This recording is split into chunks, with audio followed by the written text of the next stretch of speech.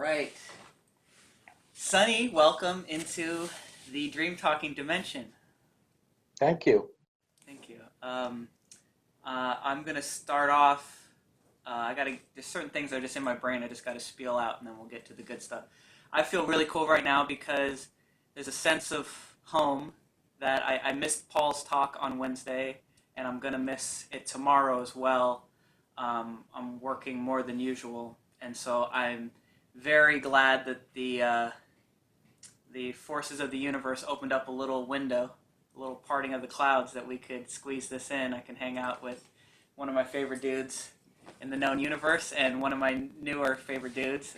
I got so much out of our very brief phone conversation last week, and it just sparked all sorts of excitements of things to explore. I don't even know where to start, but I'll start by opening it up to you with the question I like hitting people with, which is, can you think back on the first sort of clue or the first moment that you got an idea that there's something more going on here than the agreed upon consensus on reality? Yeah. How's that Okay. sound? Yeah. Hey. First of all, let me let me thank you, Nick, and Mike, for inviting me. I'm new to this group. I'm so new, right? Just about 3 weeks, so I was shocked, surprised, So, but it's a conversation. So I love these conversations. As a matter of fact, I have been starving for a group of fellow travelers such as yours and such I as know the these feeling, man. for all my life. We're all lonely, we're all lone flyers, right? Yes, Until we yes. find our flock, so to speak. And I've been flying solo for, I would say, man, ever since I can remember. I think the earliest hint I had that there was something larger than this very immediate reality that we get caught up in was probably when I was maybe sixth, seventh, eighth grade. Uh, I think it came of necessity, maybe because I think there might have been like a big exam the following day, and I'm like brooding and nervous the night before, and all of a sudden maybe I was like sleeping on top of the roof at my house, or maybe in a boarding school where I could see through the window the stars, and I started pondering, man, the stars so far away and the universe expanding, and we are, I'm not in, the earth is just a small part of this big universe, and a country like India is even smaller, and my hometown is even smaller, and so just seemed to relax me to feel the insignificance, as hard as it is to understand, Yep. is that when I sort of sense that I'm so insignificant in this larger scheme of things, well, why the hell do I have to worry about the exam tomorrow? Right? So it's kind of, Did it work? it's amazing because, today we get so much, solace or freedom out of knowing that there's no me, Yes. right? I mean, if we truly are in that mode, then we are free because we don't have to worry about anything because there's Yeah. nothing we can do. And it Yes. was just a small glimpse at that time. And I just kind of, every chance I got, and I came over to America at a very young age alone, at the age of around 15, 16, Wow. really with no contact. This was very early, in the 1980s. And I pretty much lost touch with my family back in India. There was no real mode of communication, no telephones in my house. And so the only thing that I could connect to back in India at that time was going raiding the libraries for books, any books that were about India or that Yeah. culture or that background. And for better or worse, they were almost all spiritual. So Uh-huh. I started reading them, and my interest developed from there on. And so, yeah, I've always had an inkling that there is something bigger than this reality that we all see. Cool, man. Wow, what a great intro. There's so much already that I got popping up in my little algorithm here. Um, very cool. The first thing that popped up for me was the kind of universal dream that people have of studying for an exam, and then you either get a moment of lucidness in the dream where you go, "Oh, wait a minute, this is a dream. There's no exam." I'm going to wake up and get out of this. Or you get that the moment you wake up, right? It's very real for you. The one, I used to have that, and then once I started my job, the reoccurring dream that will still come in sometimes is I'm running late to my first day of a new job, and I miss the exit. It's like a reoccurring. It's a adult manifestation of the, oh, there's a test and I didn't study for it, or there's an exam and I didn't study for it. So that's always, it's a beautiful. I love, as I think I've heard little hints from you too, the using the dream as an analogy for waking dreaming, right? That Right. things can feel very real and significant in a dream, and then the moment you wake up, you see it was all a dream, and that is a nice little hint of what's available on this side. There is no exam, right? There is no job to be late to, or Right. The only problem is I have to have a higher dimension or level to realize that dream level, right? So when I wake up from my sleeping dream, I get, I guess, to a different dimension away from that, yeah, when I'm not immersed in the sleeping dream to see, oh, that wasn't real. But my problem is that I'm so engrossed in this current waking dream that yes, it's difficult sometimes, right, for us to get removed, perhaps to a higher level or a different level, to see that this waking reality is really a dream. But I guess it can happen, right? Yeah. yeah. And just as you said that, I was thinking it's the part of maybe what makes it hard is the idea of wanting it to sustain through time. Because in a moment, for me at least, I don't know, it's been the message, and I've been talking with Keith a lot. It's hard to put words on it, but it's something like seeing the dreaming as dreaming is it's only available in this moment. And as soon as the mind or time, and we're getting deep into it right away, I love it.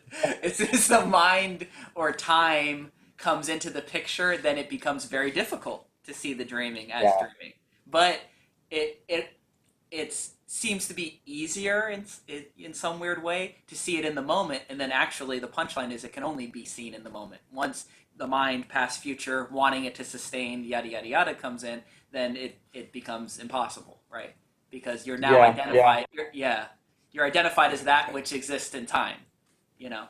What is this? Yeah. Yeah. Yeah. Now, the Advaita Vedanta has this running analogy on, how there's three states that we experience, that the dream sleep state, and then the deep sleep state, and then the waking awake state, right? And they say in the dream state, like you mentioned, there is a world we create. There's a tiger that seems so real that's chasing me, and I'm sweating and running and things like that, but it's not real. And in our awake state, we realize that was all, unreal. It was Yeah. unreal, right? It's imaginary. Now, in the deep sleep, they say that there's no world. We are not a king. We are not a pauper. We have no ego, right? But there's still an awareness or a consciousness that's kind of aware of it in a way, because otherwise, when we wake up into our awake reality, we won't remember that we had been asleep. So there is a underlying sort of a substratum awareness or a consciousness that's common to all three states. But each state has its own time and space, whatever, and they don't mix. And this is a pretty big theme in Advaita Vedanta, and just says that whatever number of hours we might be in deep sleep, when our ego is not surfaced, our mind is not thinking, that's our most restful state, right? We connect to the whatever, that's our source. The only problem is we, as Sunny or Mike or Nick, are not aware of it, right? And they say the samadhi or nirvana or satori or whatever, right? Moksha is having that same deep sleep state, except being awake and being aware of it. So there's no ego. There's probably thoughts and thinking, but it's not a self, as Paul would call selfing, right? So I've always kind of come across that, though it's difficult to kind of, internalize that as a daily, living. Yeah, and Sonny can't internalize it, right? And Nick can't internalize it. Nick came after the samadhi. That's that's what came up and claimed to have the samadhi. But the emptiness, the that which is prior, it's a beautiful, Ramana uses it a lot. Paul uses it. What's prior to it, and obviously, in the recipe of that deep, dreamless state, the empty, the whatever, in that recipe, there's no additives. There is no Nick, there is no Right. Sunny, there is no time, there is no relativity, right? Those are all ingredients that are added after, and none of these, we're using words, my disclaimer in every podcast, we're using words to explain shit that's beyond words, but once you see all that, I guess that's getting back to the seeing the dreaming as dreaming, is seeing Nick could only be dreaming. Time could only be dreaming, because if it were real, then it would be the same thing forever, unchanging. And what is the only hit we can get of something that's unchanging forever outside of time is that emptiness, that blank slate, that unborn, as Michael Rodriguez, one of my early teachers, used to say. I really like that phrase, unborn. What is there before anything is born? Right. Boom. So, Yeah. and I wanted to say too. So I don't know. Are we like 5 minutes in? You've already earned your A plus, dude. You hit us with enough. We got into this so quick. No. Everything But from I here wanted is to extra mention credit. that you mentioned Paul, man. I mean, I feel so fortunate to have found him, even though I've been kicking around with this stuff for years. Not earnestly, I've never really attended quote unquote intensives or satsangs. It's just been reading. Yeah, I may have spent a couple of weeks 5-7 years ago in Rishikesh, but that happens to be close to my in-laws' house, So if I'm visiting there, I have an interest in that kind of stuff. I just, I visited Rishikesh. But it's been even, it's not been intensive seeking per se, but I've been interested in this. And Paul is such a fresh breath of fresh air because he's so direct. I mean, he's so direct, and he directs to that one sort of I don't know, delusion that we all seekers have. And maybe when I was reading, I was always reading the message or thinking about the message or looking at the message as Sunny, the action figure, right? Mm-hmm. And he's so crystal clear in saying that's never going to do anything. The message has to be heard and read and whatever by what we are prior to that action figure, right? Prior to our being, because our being is in time and space, and what we originally are is prior to time and space, right? Like you said, the dream. So yeah, it's been really nice, even though I've only known him for about 3 weeks or so, that his direct pointing of that has been very instrumental in something else changing in my, whatever, the consciousness or the action figure, seeing the folly of what maybe he was doing before. That's it. That's more. So I think I said it over the phone last week that, and I've said it in a podcast too, that more and more what I'm seeing is what Paul offers is an end to seeking, right? He doesn't offer that you're going to find what you are, or that you're going to get the ultimate truth, or you're going to know what true reality is. I think what the message offers is an end to seeking, and you see the futility in believing that Sunny will ever find it, or that Nick is going to find it in the next YouTube video or in the next book. And there's something radical about that to me. It's so simple, as you said, but it's very radical in that not a lot of people are coming and saying, not only, people will mention it in passing, and I say, teachers, Adyashanti or Rupert Spira, or some of the more popular in the little punk rock non-duality world. They'll mention it here and there, but Paul, that's the whole emphasis. The first Wednesday night meeting I ever went to, he started it off with, "I'll promise you one thing: you're going to get nothing." And I mean nothing. Yeah. And he just leans into it. I mean zilch, nada. And you're gonna go oh yeah, I'm good with nothing, but something's gonna be holding out for something, and that's gonna be sorely disappointed. He's such an emphasis on that, and in the end, who knows in the fucking end. But the best that I can report is Nick sees the futility in ever finding what it is. Because what it is what it is, regardless of Nick, And so that reminded me of another thing is I love doing this on the podcast, the kind of backstory. I was initially inspired to ask you to do the podcast on Mike's recommendation because I guess you had stayed late after one of the talks. We hang out afterwards, virtually simulating, when we used to hang out and have coffee after talks when the world was somewhat normal Right. and we met in person. And one of the things that Mike and I kind of said was it's cool to take podcasts. To me, are such a cool snapshot of a relative time and place where this is still this is still new for Sunny. This is, three. You said 3 weeks. You've been listening to Paul now, or a month, or Yeah. something like that. Yeah. So it's Yeah. still very early on, and I don't have any podcasts or recordings of me 3 weeks in. I think I started after about a year into listening to Paul stuff. And so that's the other cool thing. And I was thinking, like, people love having pictures of their grandparents or stuff like that. And I'm like, I don't care about a picture. But if you could give me a podcast of my grandpa, Oh, yeah. when he was my age, that's fucking priceless. Like, what a cool snapshot in time and really getting to know somebody. So that's another thing, is always in the back of my mind, because I listen to so much Alan Watts, Ram Dass, old school stuff, as I go, I can't help but have the feeling somebody in 50 years is going to be listening to this, and maybe it is your grandchildren, or maybe it's my grandchildren, who knows. And that's always a cool thing too. So that's just recognizing this cool little work of art that we're engaged in right now.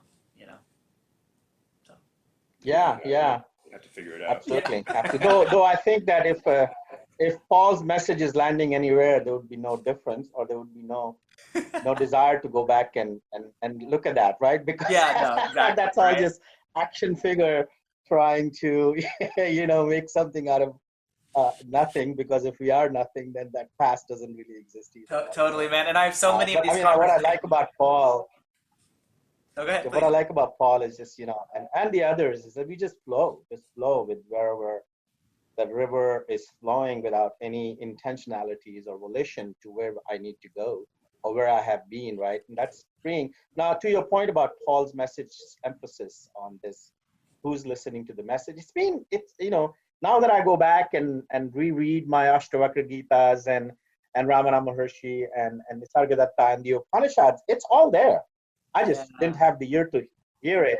And it's there. The only problem is maybe there's mixed up in large volume of 300, 400 pages, whereas Paul is just so relentless, man. So that's pretty much one of his, 1, 2, 3, 1, 2, 3. 10 years from now, he can come back and tell me the same message, Yeah. and so we have, we get it. We have to get it. If you don't get it now, you get it 10 years from now, right?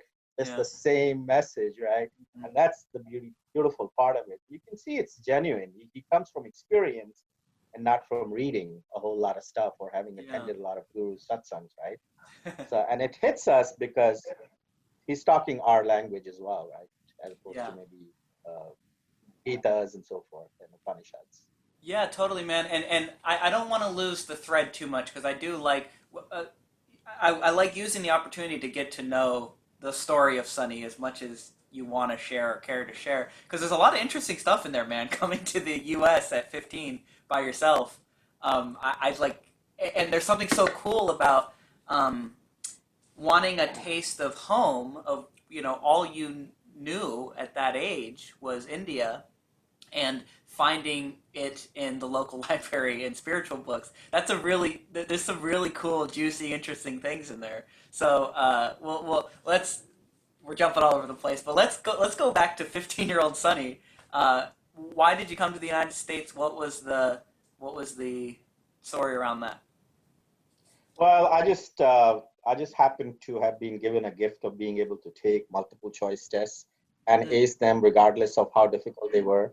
And that being able to pass tests led me to scholarships from a very early age, where I even got a scholarship to the best boarding school in India at the age of 12, where all the richest industrialists and movers and shakers, they send their kids to, and I didn't fit in there. That was actually my first dissonance. That was my first moving in and feeling uncomfortable, which I think sometimes is a good thing, right?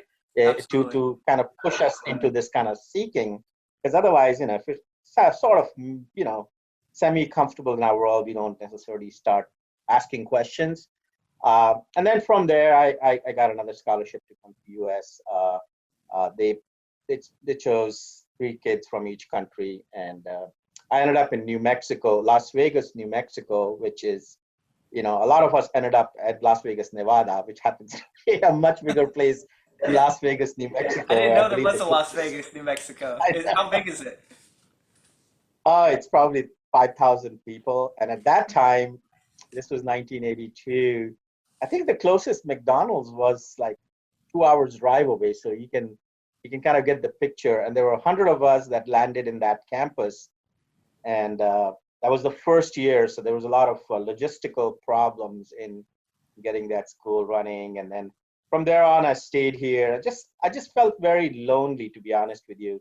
Yeah. I felt removed and kind of flung about in this world, whereas I had this sense of self that was blown beyond proportion, ego with all the very early successes. Yeah. And when those successes didn't line up, being sort of thrown in the ocean, there was a lot of questioning, there was a lot of suffering, there was a lot of loneliness that I think I always probably did, looked at as self-pity, but in hindsight now, I look at it, wow, man, it forced me to look deeper, right?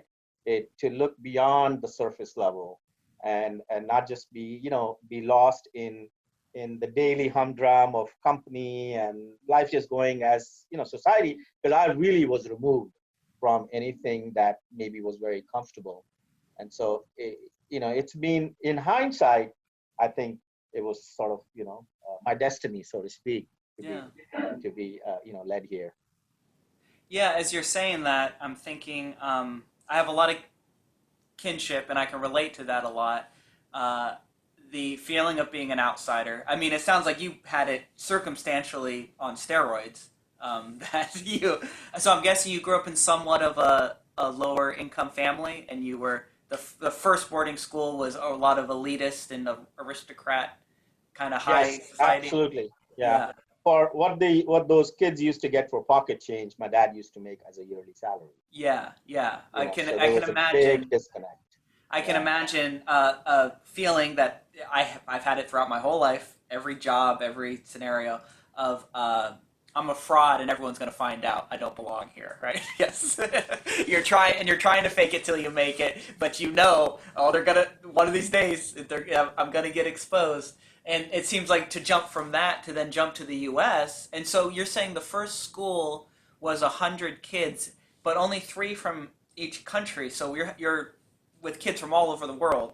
Is that right? Correct. Wow, Yes.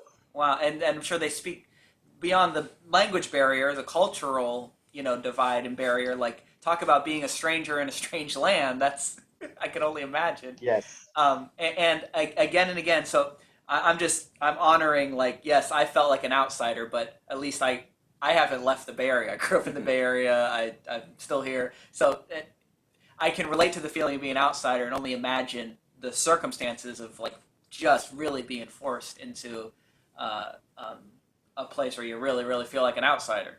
Um, and I was thinking again, I reflect so much on like I'm so glad I wasn't popular when I was young. I'm so glad that I didn't fit in because I see people now where I go, oh, they had enough to hold on to that they just stuck it out with what they could hold on to. Hmm. Like they Hmm. could hold on to their popularity or their belonging to the church or their belonging to a sports team. And then if you can kind of like ride Yeah, that they're out. still suffering, but their suffering is at a manageable level where they don't Yep. have to jump out of the warm water, right? Because it's not boiling yet. And for us, Yes, yes. it got to And boiling pretty soon. yes, yes, yes. And you said Yeah. a word that I use all the time is it was out of necessity. I felt the same thing that Yes. I had to figure something out, and I've used this before that part of it was having a family young and having kids young and having other people counting on me. That I couldn't, I didn't have enough to hold on to keep this identity intact where I could push the shadow stuff aside and just bull on forward. Like it was like you're gonna face this shit right now in this lifetime, or you're kind of screwed.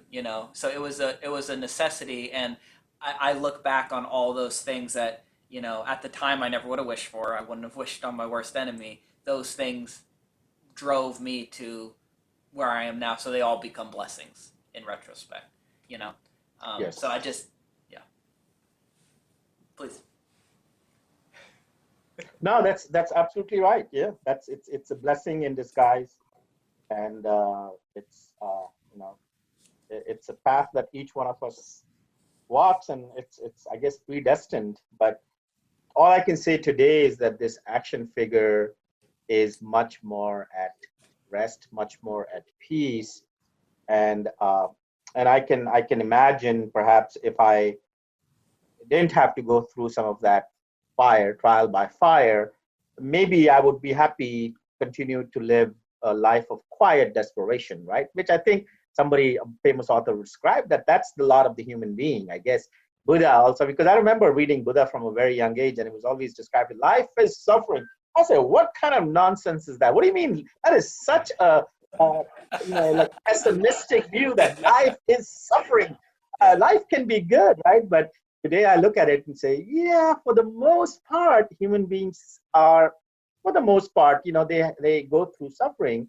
The levels change, but there is definitely a lot of suffering. And today it's great to see that that suffering doesn't have to continue, right? For me, or this action figure, and perhaps the action figures around me, I try to kind of, in as gentle a way as I can, transmit this to my kids. My 14, 15-year-old, she's kind of spiritual, and she'll probably need it because she's again that action figure that's very ambitious and competitive and can be very incriminating, right? But it's beautiful that today we realize that, yeah, I think if we focus on this Sunny as being a real person, a real thing, and everything that's done, like Wei Wu Wei says, right, that why are we unhappy? Because 99.9% of everything we do is to make ourselves happy, and we do it for ourselves, but there is no self, Yeah. right? Something's not landed here. And so that self can try. That self can try all it wants, but it's just going to create a lot of messes. And it's nice to sort of begin to rest. And I don't know whether I'm there yet or not, but it's begin to rest where in that prior to this identity, prior to Sunny. Totally, man. And what hit me as you said that, the Wei Wu Wei, which I've read and I've heard Paul say, it hit me that the self that wants to find happiness tends to only report that it found it for a brief moment, right? It's striving and striving, looking for peace and contentment and happiness, and it had it for like a day when everything was perfect at the retreat, or when they got home from the long work week on a Friday and they drank a whole bottle of wine, whatever circumstances they have that line up, that they had that thing for a second, but then they fell right. Even, and this Paul says this all the time, once you found the peace and contentment, you're instantly worried about losing it again, because all of this shit, what's the key ingredient? Time. As long as there's a self that in time wants to sustain this thing, it's very fragile, and it's you can kind of just happen by accident, like that a broken clock is right twice a day kind of thing. Like it just, you sort of stumble upon it.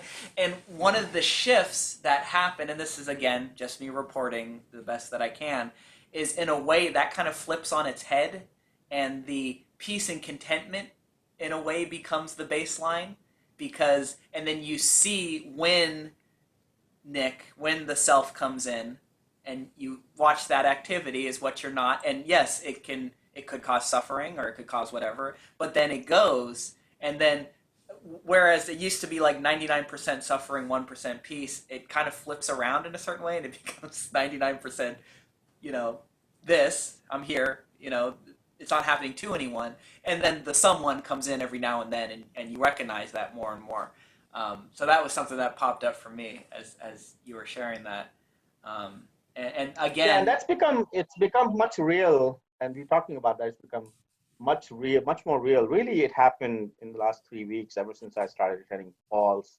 But even prior to that, because this COVID thing has been a blessing in disguise, as bad as it is that it's forced my business to shut down from 100 to 0.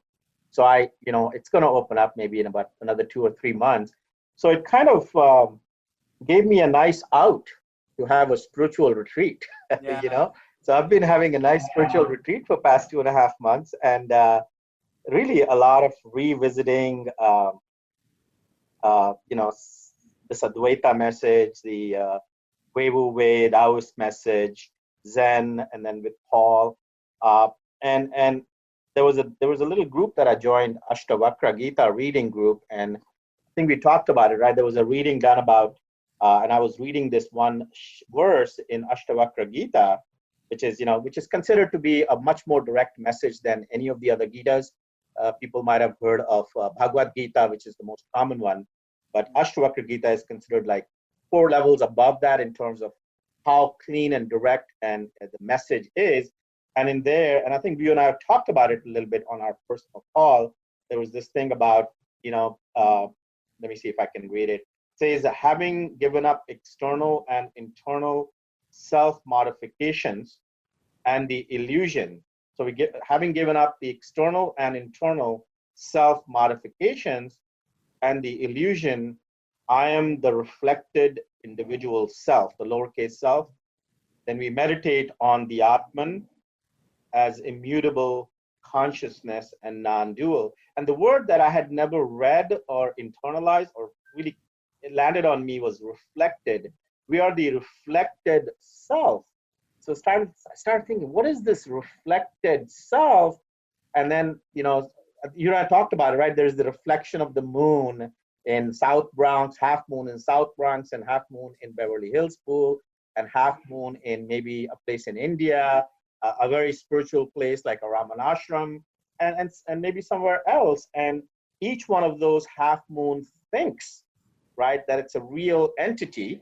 And it's the one in South Bronx, let's say, which I am, is self-pitying and really like, why am I stuck in this place and all this drug needles floating in my environment and this I muddy deserve better water than this. and all of a sudden people shooting at me, and why can't I be a Beverly Hills half moon, right? And each one of us has associated, if I'm that half moon is this body, mind, and emotions, right? Then man, I can try all I want, but I'm not going to get out of that self until I look back perhaps and get this realization that I'm not this reflection that is on the body water, right? I am actually the moon that's up in the sky, but actually I'm not even the moon. I'm the sunlight that's reflected off of the moon and comes to me. So I am the light. Wow. So wait a second. What about the guy who's in the Beverly Hills Pool? Well, he's not his reflection. He's also the light. He's actually the same light as me. So if it's the same light as me, those two moons, there are billions of half moons floating all over. We're all the same light. That made it really real for me. And then now it's been interesting to go like live my daily life. And when I get into the selfing mode, Sunny, then I look back and it's easier for me to go back and say, oh, I'm not that half moon that's reflected trying to make changes in its circumstances. And if I'm especially having a conflict with somebody, I can more easily, I'm not saying I do it, I can more easily just simply say, well, he's the same light as me. And I think in the Bible, they talk about the light that lighteth all light. And light is a beautiful, I guess, analogy or whatever, metaphor for, what we truly are. But it never made it real for me until I looked at this Ashtavakra Gita verse as we are reflected self, or we are reflected absolute, reflected light. Much easier for me to then say, oh, okay, I get it. Holy shit. That's so good, man. So much, so many ideas pop into my brain. It's beautiful. It's fucking beautiful. And it's got that Paul quality of like the 1, 2, 3, like, the jab, cross, hook, where it hits you with the reflection, and you can kind of go like, yeah, I could see, myself being a reflection. And then it hits you with, no, but actually there's only one moon reflecting in all these million relative places, and you kind of, ooh, okay, there's a 1, 2. Now I'm a little shaky. And then the 3 is, no, you're not even the moon. It's the light shining off of the moon. It just gives me that beautiful, I was lost. I was mesmerized as you were sharing that. That beautiful nowhere to stand, nowhere and it over the head. Nick can't grab it. I fucking love it. Can't see that fucking light. Yeah, I can't, yeah. Where's the light?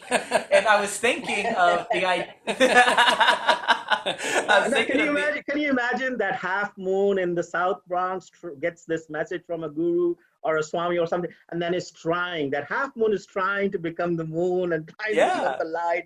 yeah, I mean, that would be ridiculous, right? yeah. Of That would course. be ridiculous. This sunny trying to become the light as Yep. the selfing sunny figure, right? Yeah. Yeah. That's But it, that man. Sunny still has to live on the lake. Sunny still has to live. The self figure still has to live in that pond. So it's got to, in Hinduism, there's this world called Maya, which is the world is an illusion, but there's also something called Upaya. And Upaya is, how does this illusory figure live constructively in this illusory world? Yeah. So, think of it like in India. I remember when I was up in the Himalayas, which is where my boarding school was, and we used to take these trips all the way up to 15,000 feet up above in the mountains, just 4 or 5 kids. We would have to draft a plan and we would have to take these are like 12, 13, 14-year-old kids in 3 or 4 groups of 3 or 4. And I remember we had to go across a river up in and there was pretty bad rapids. And the boatman said, no, don't worry. We were like scared. How do we get across? He said, no, I'm going to get you. And so he's really he's skilled at pointing his boat in certain direction and then changing those direction to go through this rapid, right? And he's not pointing straight. He's pointing in weird places in the beginning. Mm-hmm. And then sometimes going down, sometimes he's going up. I'm like, no, we got to go there. No. He said, relax. I know where we're going. Whereas, somebody like me is going to try to attack that illusion straight on, go straight to where I need to go, and I get lost or get tipped over all the time. So, right, so the sunny, the illusory figure that's trying to navigate the South Bronx muddy still has to have maybe some ways, I guess, right, maybe to live in that peacefully, right? I can't check out. As a sunny, the illusory, I can't check out. I got mortgage to pay, I got kids to support and wife to support, right? But it's nice that I think resting in that awareness or resting in that light or state, as Paul calls it, makes it lighter traveling, right? So the figure can actually do what it needs to do, or at least deal with whatever is coming his way. Absolutely, man. And that's a funny twist in the non-duality world. One of the go-to convincing things of the ego, we'll call it, or the selfing is, well, if I just give up, then everything's going to fall apart, right? And the funny, the paradoxical thing about it is actually, in my personal experience, and I've heard other people report the same thing, there's been too much Nick in the recipe. A lot of Nick creates more collateral damage, creates more of a mess. When you take Nick out of the equation more and more, and you're able to go with the flow of the river, right? Instead of, no, I'm convinced that I need to be pointed straight. Oh, it knocked me over again. Okay, maybe I can give this shit up. And I love the skillful mean kind of aspect of the message in that it's very practical. The interest and attention, when it's stuck in the mind, in the mental state, focused on resentments and ideas about the past, focused on worries and anxieties about the future, all that energy has been locked here and isn't available for what? This moment, this interaction, right? What's happening now? Everything is locked up in what's not happening. And if you're stuck in what's not happening, you go, everything I've ever learned told me the boat needs to be straight right now. Right? And I got knocked over again, right? Whereas when the interest and attention is allowed to redistribute here in what's happening, then something else takes over. And it's not my buddy at work all the time. He always goes, I'm left-brained. And I'm like, dude, the left brain is gonna only get you so far. It's a great tool, but it's a terrible master. And giving that up to something else allows for a higher power of its own understanding instead of your understanding.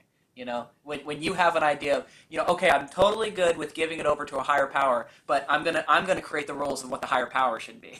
Yeah, that's Right, God right, playing right, God, 100%.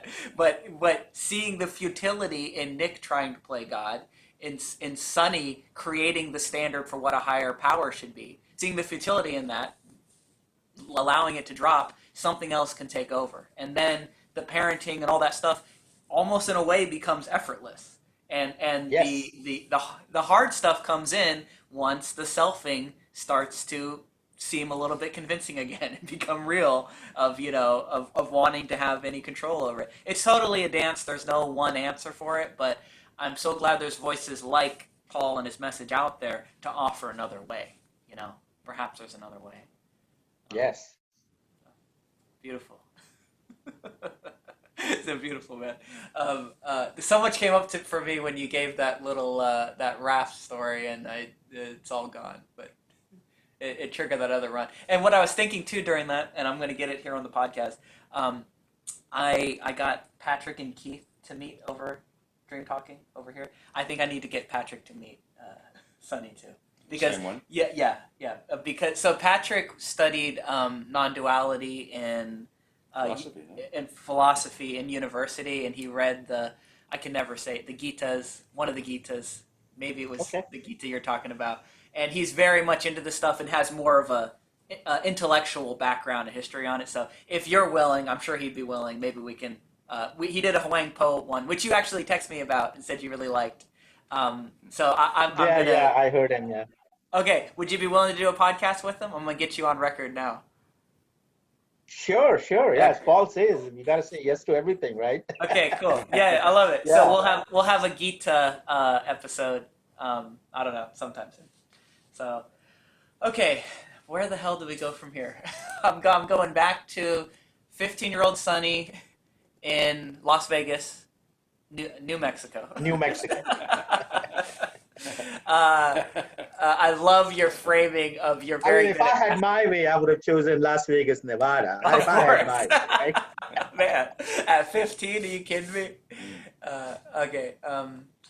So I love the way you framed it too. Is that you're really good at taking tests. I like that instead of saying that you're a genius. And I personalized it. I Yeah. personalized it that it Uh-huh. was me and my doing. I'm the doer, man. And then if I could do that, why can't I do the rest of the stuff, right? Yeah, There's a exactly. lot of, Yeah, I'm lot sure of there's stuff to do. something heavy in there of like all these people are telling me I'm special and really, really smart, but I don't quite feel like I feel like something's missing. I feel like an outsider. I feel like whatever, and I could imagine that creating some baggage too. You know what I mean? Oh, Um, huge baggage. Yeah, yeah, yeah. yeah.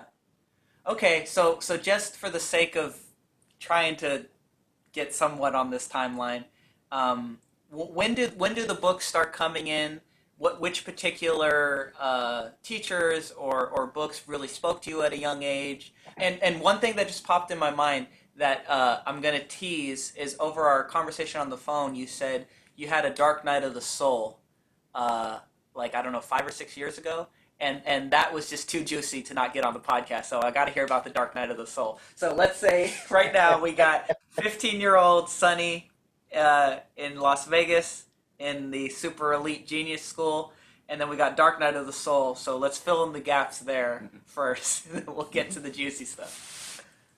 Yeah, I think it was all set up with this, even younger than that, 7, 8, 9-year-old Sonny, having this just one special ability, God-given ability to take tests and ace it.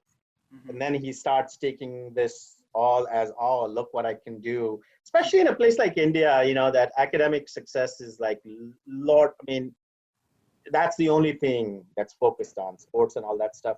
Nowadays, maybe, but in the 80s, that's definitely not the case. And so I really took it all very personally and made this big ego of myself that, look how big I am in terms of that. And so my idea of success was like unrealistic high, right? So it set me up for a lot of failures and fear of failures and suffering and I started using alcohol as a way to kind of as a medicine, so to speak, right? Where it got really bad. So even though, there were ups and downs in my quote unquote material successes, it was never good enough. Never good enough to what I had maybe thought as a 15, 16-year-old, right? Yeah. So it was always like this failure, self-pitying kind of a thing. And then, drinking alcohol got pretty bad. And I wouldn't blame alcohol, but I think just the notion of this ego, the self, the doer. Why can't I got to do it harder. I got to do it better. Why am I not happy? Why am I not a quote unquote success? And this idea of success was even much bigger than Unattainable, it probably. should Yeah. be, right? And then the other thing that bothered me was that I had this idea of success, but I was never materialistic in the sense that I would never buy cars. I would never spend money on myself. Whenever I had money, I would kind of give it away mostly to my family. And in the beginning,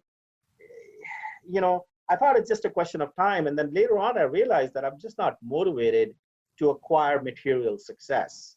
And yet I thought that was the idea of being a productive person or a successful person, right? And that was the goal of life. And so I couldn't conflict the two. And so I took refuge. I couldn't, reconcile the two. I took refuge in alcohol, I think, to kind of calm me down. And my best times would be having a glass of scotch and watching spiritual stuff. I remember back in 1993 having a scotch and watching DeMello, Anthony DeMello. I don't know if you've heard of him. He's a Jesuit priest. He's a Goan Jesuit priest from India and has a book called, I think, Awakening. Beautiful. He brings a Catholic message, combines the Catholic and the sort of Indian Upanishadic message together. He was featured on PBS. He was very famous. So he spoke to me quite a bit. I remember being early on interested in Upanishads. I've got some books. This was 35 years ago, just because as a part of my going to the library, and I got a book that said something about the Upanishad and the quantum physics. And I had a very scientific sort of an education or bent of mind. So I really like the fact that there's something scientific to this spirituality. But the dark night of the soul happened 5 years ago, October 14, 2014, because I had completely lost interest in this world. I had a young family, 2 young kids, and a wife, and I really didn't feel any juice to work, to go after anything that quote unquote work or job success. So much so that actually I engineered a layoff from my own company. I just did. And then I did nothing for 2 years. And at the same time, I didn't feel any motivation to do anything. So it was kind of bad. I just felt that I was drinking quite a bit as well. And so no matter what I tried, and this was a pattern even before, no matter what I tried, I just couldn't line up my idea of what I need to do with what I was doing. And it was all, of course, based on I need to do it. I need to improve myself. I need to do this. And so something happened October 14, 2014, 3 a.m. I remember I was really at the bottom of my bottom. I just felt like, why am I so useless? I'm not serving my family. I'm not doing right by them. I'm not doing right by anybody. And the dam broke, so to speak. And I all of a sudden said, and I'm not a kind of guy who prays, was a praying guy, where you pray to God, God, please, so this was the first time that I really truly said, God, please help me. Please. If there's anything up there that can help me, please help me. I gave up. So there was a surrender in hindsight that I look at. There was surrender that happened, not of my own doing. It just happened.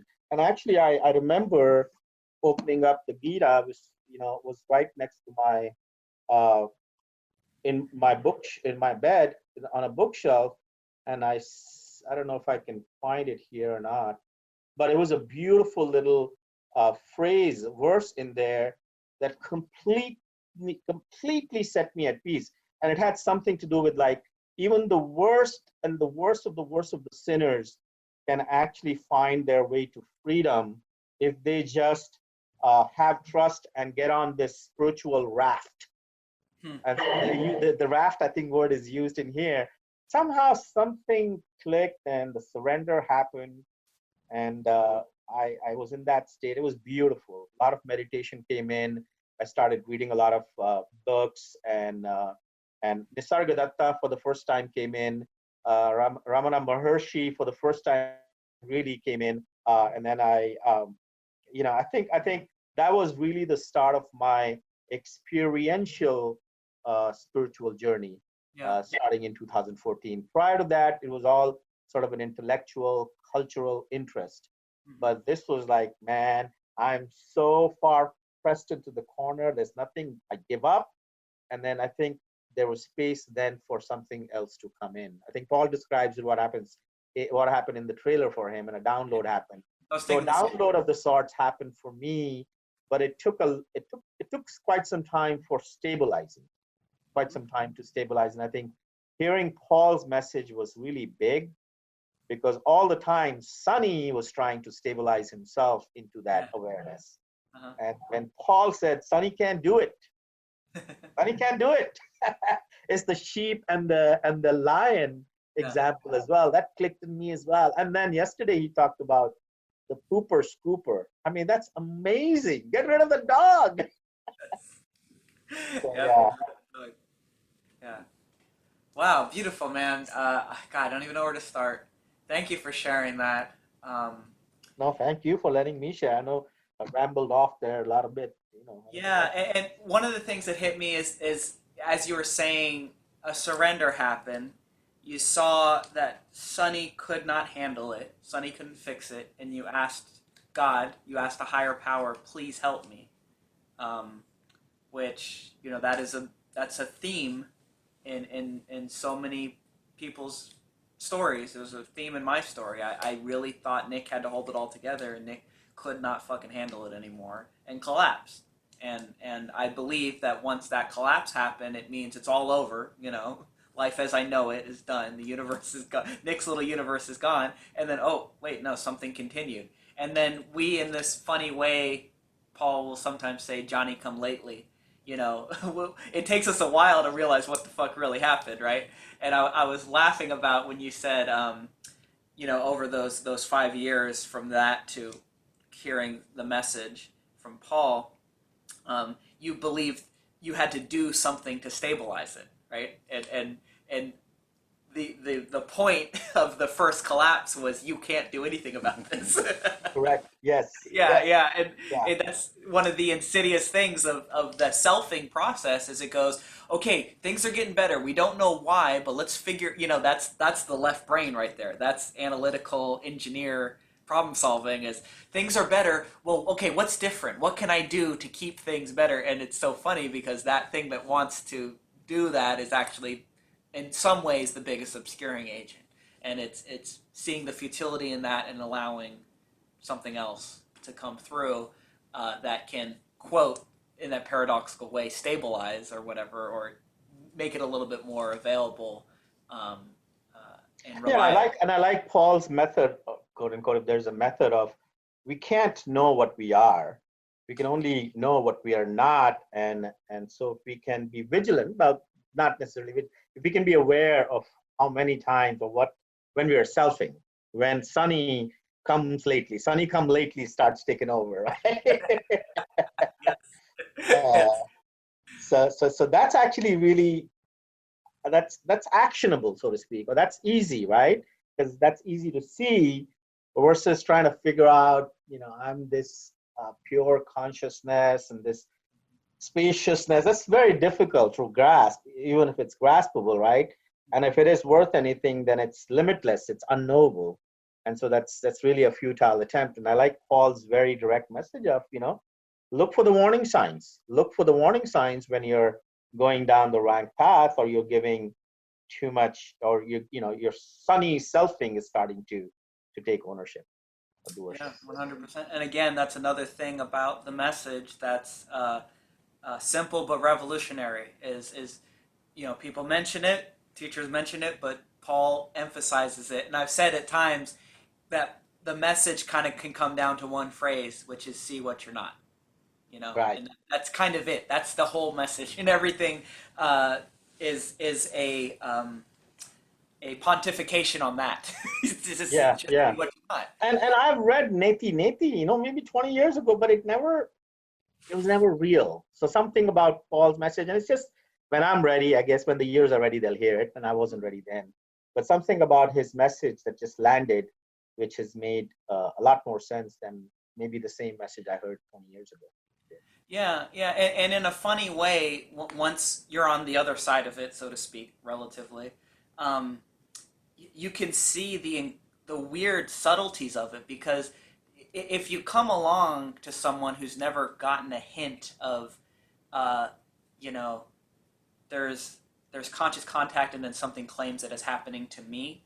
If you haven't caught a hint of that and you tell somebody neti neti, not this, not this, not that, they can't help but say not Right. this, not this, not that, identified as a person, as an individual, and so the subtlety of that, it's if you take the first step but it's in the wrong direction, you can go a mile and you're going to be a You're mile so right away. about that. I think you're perfect. You hit it.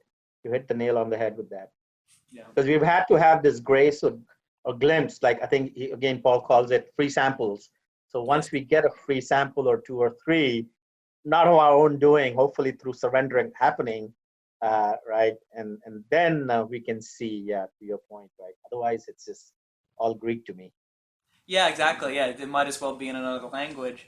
And I was thinking too when you were talking about reading all of these great works and it all being an intellectual exercise, and then it starts to become real. And I think you said actionable, which I like that word. I don't know that Paul would like it, but I like it because I had a similar experience where I always loved Alan Watts and listened to hundreds, a ridiculous amount, hundreds and hundreds of hours of it. But it wasn't ever really real in that as soon as I was done listening to him, I was right back to I'm Nick with all these problems. Like it Yeah, didn't hit that critical mass or that critical whatever, but there was just enough of a little hint that I know there's something true there, and then that's the seeking behavior of I got to find that true thing, right? If it's not in Alan Watts, maybe it's in Ram Dass, maybe it's in da da da da da go down the line. right, right. Um, But would you say that when you were listening to Alan Watts, that it was a excruciatingly painful, like a doing homework thing? It was like I enjoyed it. It was fun, right? So you were doing it as a fun activity, even though somebody might call it seeking and seeking and seeking and stop it. No, I mean I'm enjoying it. We enjoyed listening to Alan Watts and others, right? Totally, and if music is your thing, there's a little piece of seeking in looking for the next song of the next song that you think you're going to Right. hear. The Yes. song that'll, or if it's movies, it's you think it's going to be in the next movie. I'm going to see that movie. That's going to, well, there's a little piece of that and everything, and that's something Mike and I have talked about is um, that in some way it's kind of a like first there's a mountain, then there's no mountain, then there's a mountain, in that. Yes, it's pleasurable, it's fun, and then at one point the message, whether it's from Alan Watts or from Paul or take your pick, the message becomes this real thing, this living, breathing thing, and it does some work on the action figure. The action figure is no longer trying to take the message and do the message. The message does work on the action figure, and then once it's kind of done its work, then it's kind of like you're back to just listening to it for entertainment Right. Right. again. Yeah. Yeah. And that's, Paul will start a lot of the meetings with, if people keep coming back to 500 SOT songs, they're looking for something, and Mike and I look at each other like, uh-oh. Yeah.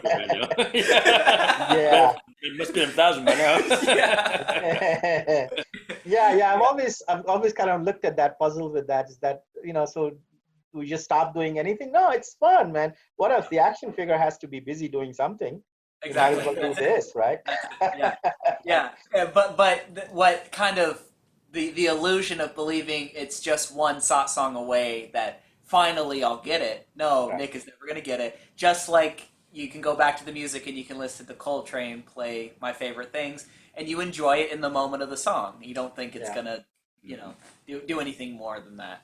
And so, what I was getting back to is, so this week I've had a particularly stressful week between work and home stuff, um, which is why I really, truly, honestly, from the bottom of my heart, I thank you so much for doing this. Thank you, Mike, so much for having this studio, because this is my SOT song, because I missed it Wednesday. I'm going to miss it tomorrow.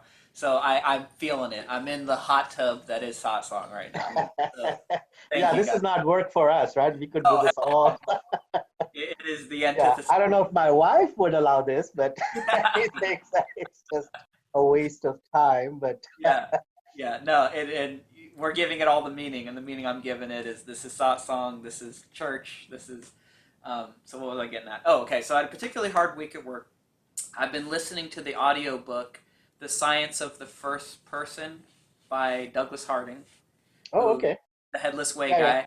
and it's being read by Richard Lang, and I'm listening to it for a second time because I'm preparing. I'm doing a podcast with Richard Lang, which I'm super stoked about, and so I'm just refamiliarizing myself with his stuff, and in that way of it's no longer intellectual. Like as I'm hearing the teachings and the pointings, I'm living it. Like as I'm sitting in traffic, I'll have my headphones in, and like I said, particularly stressful times at work, um, interactions with personality types that Nick doesn't enjoy, that are draining, emotionally and stuff, and that I traveled roughly over most of my career. I'm seeing a great traveling lighter because between constantly listening to Paul, because I'm listening to his 12 steps now, which I never really have, just having the message flow through, and then having Richard Lang, reading the Science of the First Person flowing through.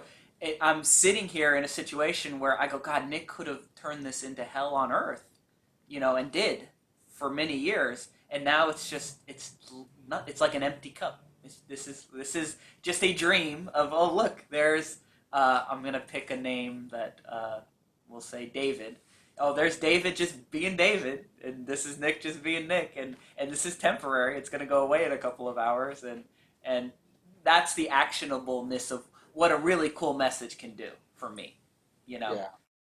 And then the second step, the second person, third person perspective of seeing what the work that it's done on other people, which is so cool. People, action figures, expressions, reflections. Um, uh, since the Zoom have started, it's international now. We got got you in Texas. We got people we got Dimitri in Russia. We got what's her name in Hawaii? Judith. Judith in Hawaii. Judith. This is revolutionary for it's creating traveling lighter. It's creating I don't think it's too heavy of a word to say miracles. It's creating miracles, and Paul has said before, when a miracle happens, honor it. Like there's this funny thing of like we don't want anyone to catch on. Like we want to fall into line and just be like, oh no, we're whipping ourselves on the back. No, I'm still suffering. Don't worry. Like. Like again and again, I just love the idea of like, no, honor it, and that's getting all back to being in this hot tub of SOT song that Yeah. That's the kind of maybe a trap we can get into. The action figures can get into, is that we, as they say, we are already, that what we originally are, right? That we don't have to become that. But maybe if we keep going to more and more of these satsangs, there is a little bit of a danger of postponing that. I will become something better, or I will become something that's more peaceful. But there is no, I mean, that what we are is what we're always going to be, right? What we always were. And there's a little bit of that danger of maybe, right, if you keep pursuing this path too much, maybe. That's in the totally. back of my mind. I do know what you're hinting towards there, and something Paul said to me once, which kind of illuminated that, was he goes, people say like the greatest thing you can do in this lifetime is to awaken. He's like, that's bullshit. Like it doesn't matter. You're already awake. You're already awake, right? So it actually doesn't even matter if you awaken in this lifetime, because you can't awaken in this lifetime. That's a story of time. So not even that matters.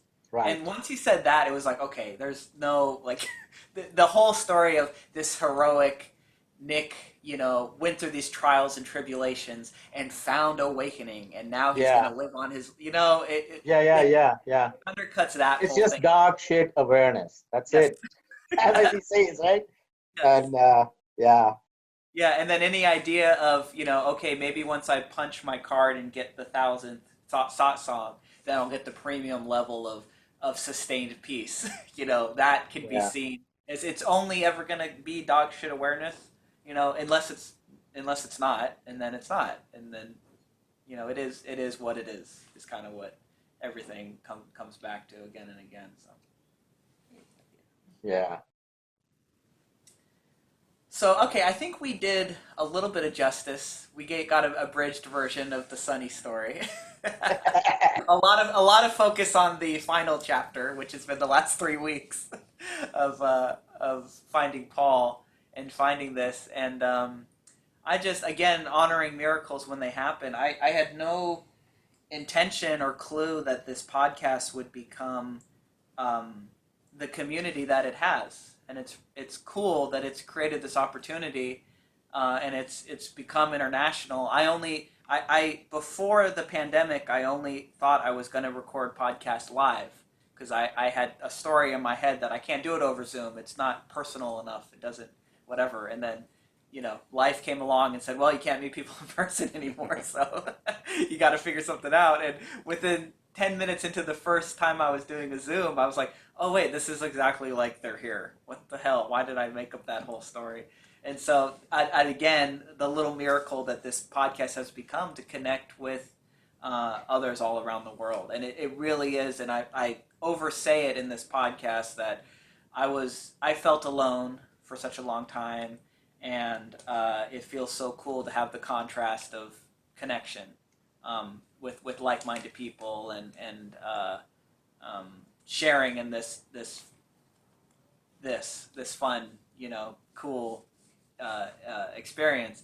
And so I'm so thankful for the opportunity to be able to do this with you, Sonny. Yeah, That's and you're doing such a fantastic job. I mean, you're me and probably younger than Mike as well, right? And you've got 5 kids, you said? 5 kids? funny. And a 2 hour commute each way, or what? 1 hour and 2 hours, and you do this? The action figure is juiced up. Yes, it is. Yeah, exactly. Yeah, like you were saying, if this was work, I could never do it. And if I had to, Yes. if I had to prepare, I could never do it. Like if I had to have a ready, get set, like it's the work is to like sit down in the chair and then start it and hit record, and then the work's done, and then it's And that's nice because you don't feel pressured to prepare because you know that there's no preparation period that this action figure can do anyway that's going to go anywhere, right? yeah, And just go with the flow, and that makes it easier, right? And then you carry that in the rest of your life, right, in all your affairs, and it does make for a lighter travel. I mean, I've experienced that in the last 3 years, and especially more recently. But that's really all it's about, right? That whatever that awareness, Dakshin awareness, or nirvana or samadhi or whatever, if it doesn't translate to traveling lighter right now, this hour, this day, then it's useless because we see a lot of those people in robes that sure don't travel lighter with 87 Rolls Royces, if you know what I'm talking about. There's some gurus that get trapped in all kinds of stuff, right? yeah. So it's really about traveling lighter. I think Paul has such a great way of describing um, what's at the end of the rainbow if there is a rainbow. And Mm. if we get trapped into expecting fireworks, man, we're deluding ourselves, right? Exactly, man, 100%. And I've said again and again that I use the term. There's no perfect term for it, but like the cash value of the message is traveling lighter, right? And if you see at the beginning for me, and I think for others, the idea is I've always wanted to find the ultimate truth. And when I started hearing Paul, I was like, oh, I think he's got it. He's got it better than anybody else. I'm going to find this ultimate truth. And then, once it's still seeking behavior. Once I find this ultimate truth, then I'll live as the Buddha or whatever the hell the Yeah, idea is, right? yeah, But if you would have told Nick that relative time and place, no, you're just going to travel lighter, I'd have been like, oh, is it really worth it? you know? right, right, Yeah, right. Yeah, yeah. But then now being on the other side of Paul says all the time, traveling lighter. What more do you want? And I can't answer that question. I really, what more do you want than traveling lighter? that's, that is the greatest gift. Yeah, For the and it's a wonderment also. We don't know what the universe is going to unfold in front of me if I don't have expectations, if I don't have ambition, if I don't have preset goals to go towards, then I just go with the flow. It's wonder. It's like I wonder what's going to happen next. I wonder what's going to come next, and I wonder what's going to come next without trying to prejudge or bring in a certain thing. This has to be this way, right? It's just easier versus, oh my God, my first 45, 50 years of my life, man, I always lived that I had to have the perfect plan and execute the perfect plan. And of course, it never went anywhere. Yeah, yeah, and I've said too, like I have friends that are pretty um, set that they're atheists, right? I don't buy into any of the spiritual stuff, and what we'll kind of get to the point of agreement on is saying I don't know is basically all the spirituality you need. I Mm, I don't know what tomorrow will bring because you don't, mm, and, mm, and I don't know what the next moment will bring. I mm, don't know when I'm gonna die. I don't know, and just getting back to that, like um, the heaviness of needing to create the perfect plan, needing to execute it. Every time that you stray from the perfect plan, beating yourself up or beating up your loved ones because their piece and not executing the perfect plan, like that is fucking heavy. So if that can be dropped, yes, you will travel lighter because yes. now you're in I don't know, and Mm, it's a scary place. It can be a scary place for the action figure. It can be scary for Sonny and Mike and Nick, but the funny Paul, that kind of ironic thing of like, actually that's where you've always lived. You've always lived in I don't know. You were under the illusion you knew, you knew it was around the next corner, but it's always been I don't know, and that's the whole upon having never left, you thought you only ever seemingly left. You only ever seemingly found yourself. You only ever seemed to lose the necklace. And any um, good epiphany will tell you it's actually always been this way. Nothing yeah. new has been added or found. Or which reminds me, I was listening to Wednesday's talk on the way over here. I got an idea for a Paul shirt where it's a shirt that has a necklace on it, and right, and then underneath it says, "Has anyone seen my necklace?" Oh, That'd be good, right? oh, and simple too, huh? Simple, yeah, Yeah. right, yeah, yeah. It'd be a total inside joke, but Oh, yeah. Yeah, And that's cool. that was a little download that came in on my listening to that on the Nice. drive over here. mm. So On the so where you can't see it yeah, yourself, yeah. right? So you Real can't high. see it, but yeah, but everyone that's looking at you. Oh, for the t-shirt shot of it. Yeah, and then has anyone seen my necklace? All right. And then maybe, I don't know, copyright stuff, but you could maybe put a picture of Ramana or just then bitch slap or something like that. Yeah. Okay. I'm not gonna stop recording, but I do have to go potty, so I'm gonna hand it over to Mike. All right, all you. Okay. I was just getting a hit of that story about the lost necklace, right? But I never really, combining it with the Headless Way, that the awareness can't see itself, that I can't lose this. The necklace Yeah, is right here. Kind of obvious. That's what it's trying. That's what it's along with the Headless Way. That's the point. But I never really quite. I can't yeah, lose. yeah, yeah. No, that's good. I never combined the two because I've heard Paul talk about the necklace, and I may have read it in Ramana, one of the Ramana stories. But it's combining it with the Harding, Douglas Harding's The Headless Way. Uh, yeah, Yeah, it's really funny how these pointers are getting an appreciation for how they really aren't that, right? So you can always like move it over a little bit, like, oh, it's just talking about this, but this of course not it either. This is just another pointer. right. But Yeah, you can see that, and like the lion and the sheep thing, like, hey, you've shown the lion showed the sheep, the baby, the other lion dressed as a sheep that it was really a lion, and you think that would do it, kind of thing. But that's exactly opposite of the point that the light can't see itself. It can never be shown its reflection. So that pointer, it's that which we are can relate to it, and then also see why the pointer is exactly opposite as the literal pointer, right? right, right, right, right. what it's not and what it is. If we can see both. We are that which can see both at the same time. Yeah. Yeah, it's interesting, right? So in that analogy, she's looking for the necklace, but really she can never find the necklace. She was always the necklace, or whatever that is. She is the necklace. It really gets infinite that way. There's something. Yeah, yeah. Russian dolls. Yeah, our limited mind can't grok it, right? Yeah. So It's gotta it's a be weird intuitive. experience to just seem to be limited, and yet we're registering, we're getting hit, Mm-hmm. a reflection of Of the of what infinite. of understanding or whatever you want to call it. Yeah. Trippy. Yeah, that word is really becoming alive for me since you've shared that, the reflection. Seeing Nick as a reflection. There's a lot there, man. For me, I surprisingly, I think I go back to it at least 10 times a day.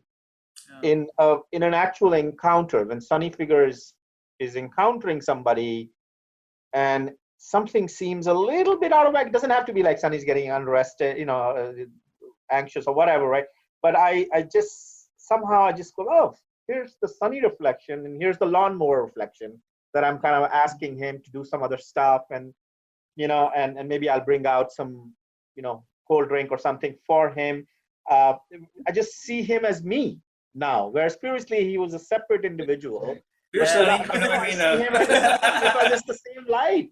It's the Yeah. same light, and I can't do that. It's for me, at least, with the moon reflection. It just seems so obvious, right? It just seems so obvious we're the same light. There's no difference between him and me. How about in the Zoom meetings? Have you noticed that? Like you at first, there's a lot of just assuming that's me because you're just seeing yourself in the mirror, right? And then with all this talk, though, at some point it becomes that. It's like, well, if that's obviously not me, it's a little box, it's a little photograph. So why is this me? Why is this light reflection me any more than that light reflection? Yeah, Yeah. Yeah. yeah. Yeah, Or looking into a mirror. Yeah. And then, it's like we've looked in mirrors all our lives. Why didn't it work then? Except So this brings me right into the science of the first person. He recommends early on to get a piece of paper and do a big circle and put it right up against the mirror, right? And look at the mirror. And he says, third person science, which is what we just call science, the scientific method, objective, rational, is concerned with the object in the mirror, right? So you're seeing Sunny's face, I'm seeing Nick's face. So all of science is concerned with that. First person science is what is seeing the object in the mirror. Mhm. What is the headless place that is seeing the object in the mirror? Mhm. And so I've been doing these experiments. These experiments have been happening where I'm sitting in a very tense, like you're saying, the reflection is maybe feeling a little threatened, a little restless, a little whatever, and I go, okay, look for your head and see if it's still a problem. And I look for my head. I realize nobody's home. There's nobody to be threatened. There's nobody to, right? And it fucking it's one of those things. If you could have bottled it up and gave it to me a couple of years ago, I'd have paid any price for it. Right. It's really crazy. you look for your head in the tube. You Too, look. I also? know it's such a. I was talking to Sharon about this, and this is part of sharing this. The compassionate part of me feels bad because there's a either you kind of get it or you don't get it, in that certain way. Quantum, yeah. It's a shift. There's a point when the coin flips over, and when somebody comes and they go, I don't know, I must be doing it wrong because when I look for my head, nothing really happens, and I just kind of go, okay, that's okay, but I'm just reporting over here. When I look for my head, it's the coolest fucking thing in the world because there's no. It's beyond words. It's ineffable, but it's something like there's nothing there. There's that emptiness holds everything, and if this holds everything, how could it be damaged? If the light on the screen is playing the movie, right? No matter what light hits that screen, the most violent horror, terrible stuff, Mm. the screen will never get damaged. Yeah. That is something like the feeling of having no head. So can Nick ever be threatened, ever be damaged? Yes, but this is not the perfect way, but can my headless state be threatened or damaged? No. Hmm. That's been a fun experiment over the last week.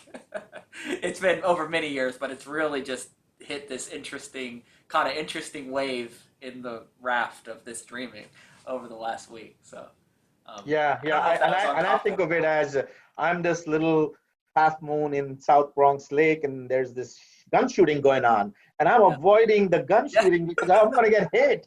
I'm this reflection, and it's going all over behind the rocks. Yeah. There's nothing that can hurt it, Yes. right?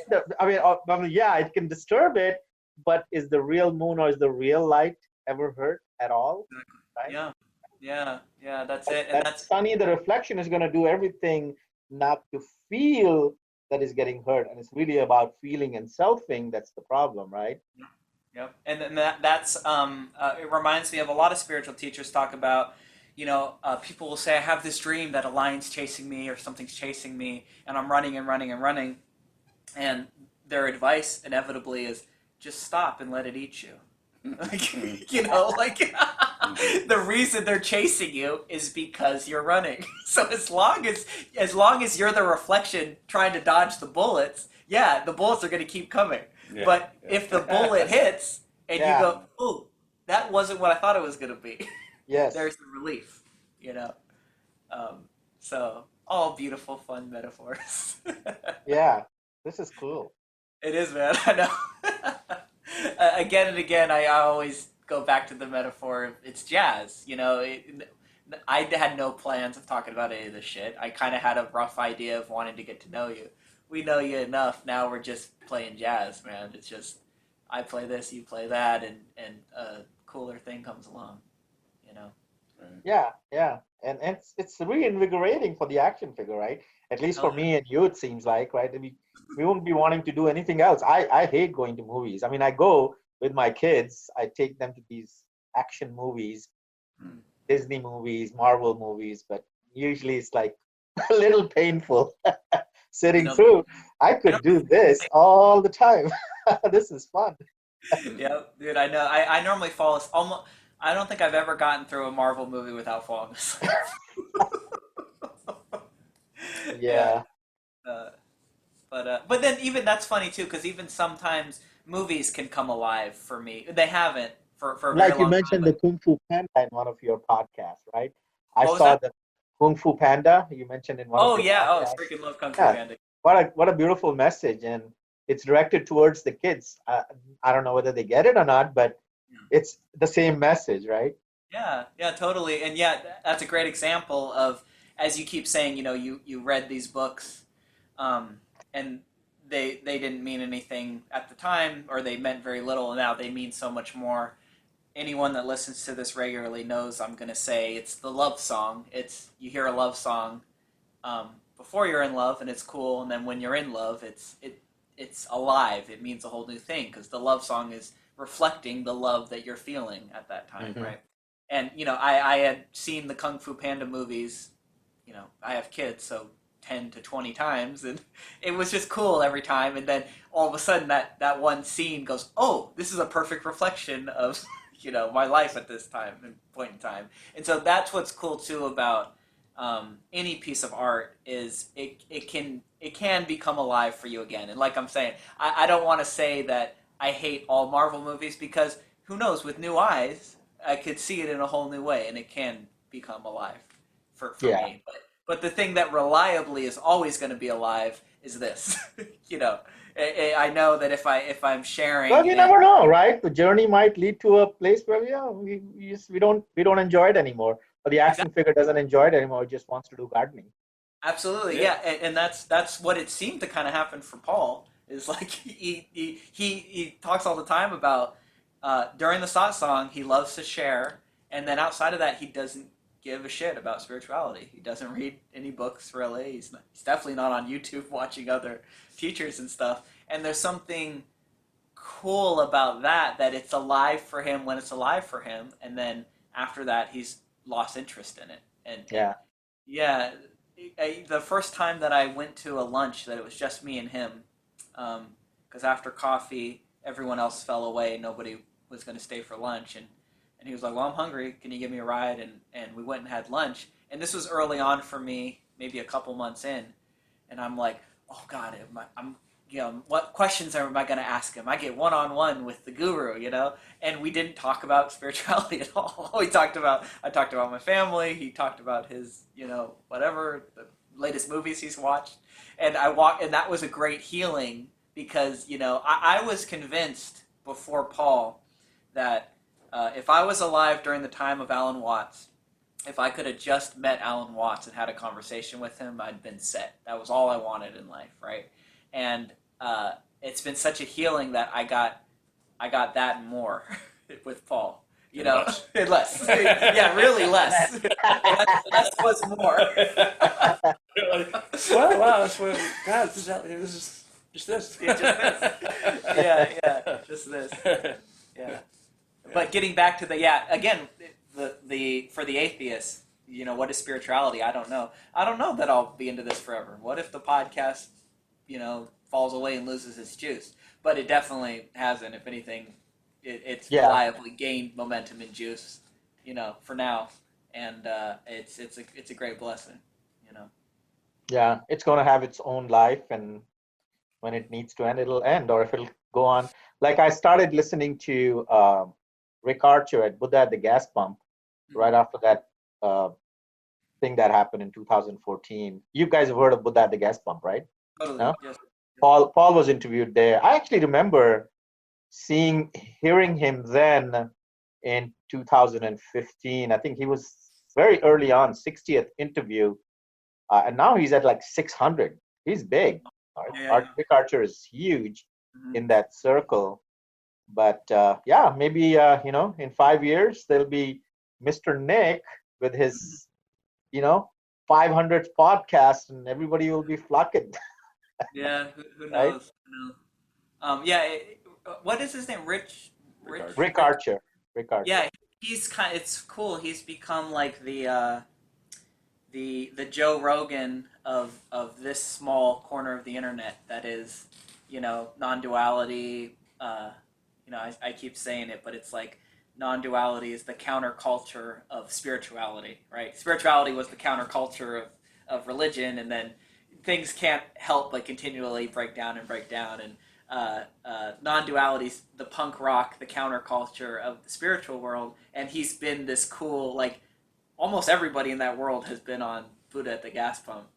Right, and it makes it very real, right? The way, it's at least in the very beginning, it just was so good to see quote unquote ordinary people like Paul Hederman, right, in there talking about quote unquote the awakening that they went through, right? Because it is I think, what does he say? Buddha at the Gas Pump, stories of ordinary awakenings or something like that, right? So it's just normal people, whereas the culture I come from, right, India, awakening, which is the same thing as Buddha, is like this big, huge, 1 in a billion lottery, hitting the lottery kind of a thing. You have to go through lifetimes and lifetimes and lifetimes and lifetimes. No. Maybe get awakened, and all of a sudden I'm seeing plumbers and drunks and teachers and everybody from all walks of life, and hearing that 2 hours with Rick Archer. Some of them were good, some of them were not, but they were all fascinating. And but most importantly, what it did is it made it seem so ordinary and real, right? And wow, you don't have to go leave your entire family and go in a cave and achieve this some nefarious thing. Even though I think probably a lot of people at Buddha at the Gas Pump do kind of emphasize the suddenness of this and the fireworks aspect of this, which can be misleading.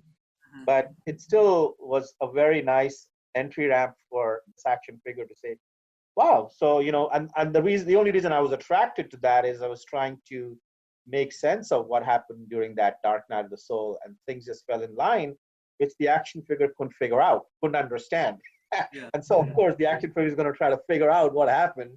And it just so happened that the Bad Gap came in, and these people came in, and hearing their stories, which I think was maybe rare 10 years ago. Well, I think he started interviewing 10 years ago.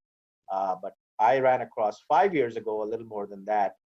But it's made it real, right? It's ordinary, but it's real. Yeah, like you were saying, in the Indian culture, the people that achieved awakening are kind of these untouchables. They're these rock Yeah, stars. yeah, Yeah, it couldn't happen to me because I didn't put in the 100 lifetimes of, of work and meditation or whatever. And it's a microcosm for what so much of the internet and YouTube and podcasting has become is like it's all just ordinary people. Like, even that's why one of the reasons I love podcasting is all these incredible comedians. You only ever saw George Carlin or the big comedians back in the day up on stage performing and doing their thing, and then maybe you saw some interviews. But I'm so in the camp of interviews are a world away from podcasts. Interviews are a journalist with an agenda, trying to, you know, uh, either catch them or promote them or right. And what podcasting is literally just friends sitting down and talking. And so it's in the world of comedy, it's made all these comedians that once were it's a microcosm of the same thing of they were gurus up on the stage making everybody laugh. And mm, now no, they're just a person. Like they're just wow, a normal dude, and yeah, when they hang out with their friends, they talk very similar to like you when you're hanging out with your yeah. friends or your whatever. Yeah, it's And spontaneous now, not manufactured, and yes, there's so much uh, reality in it, right? As opposed to yeah. trying to Yeah, manufacture. and in some ways, this is a new thing that's been coming in for me.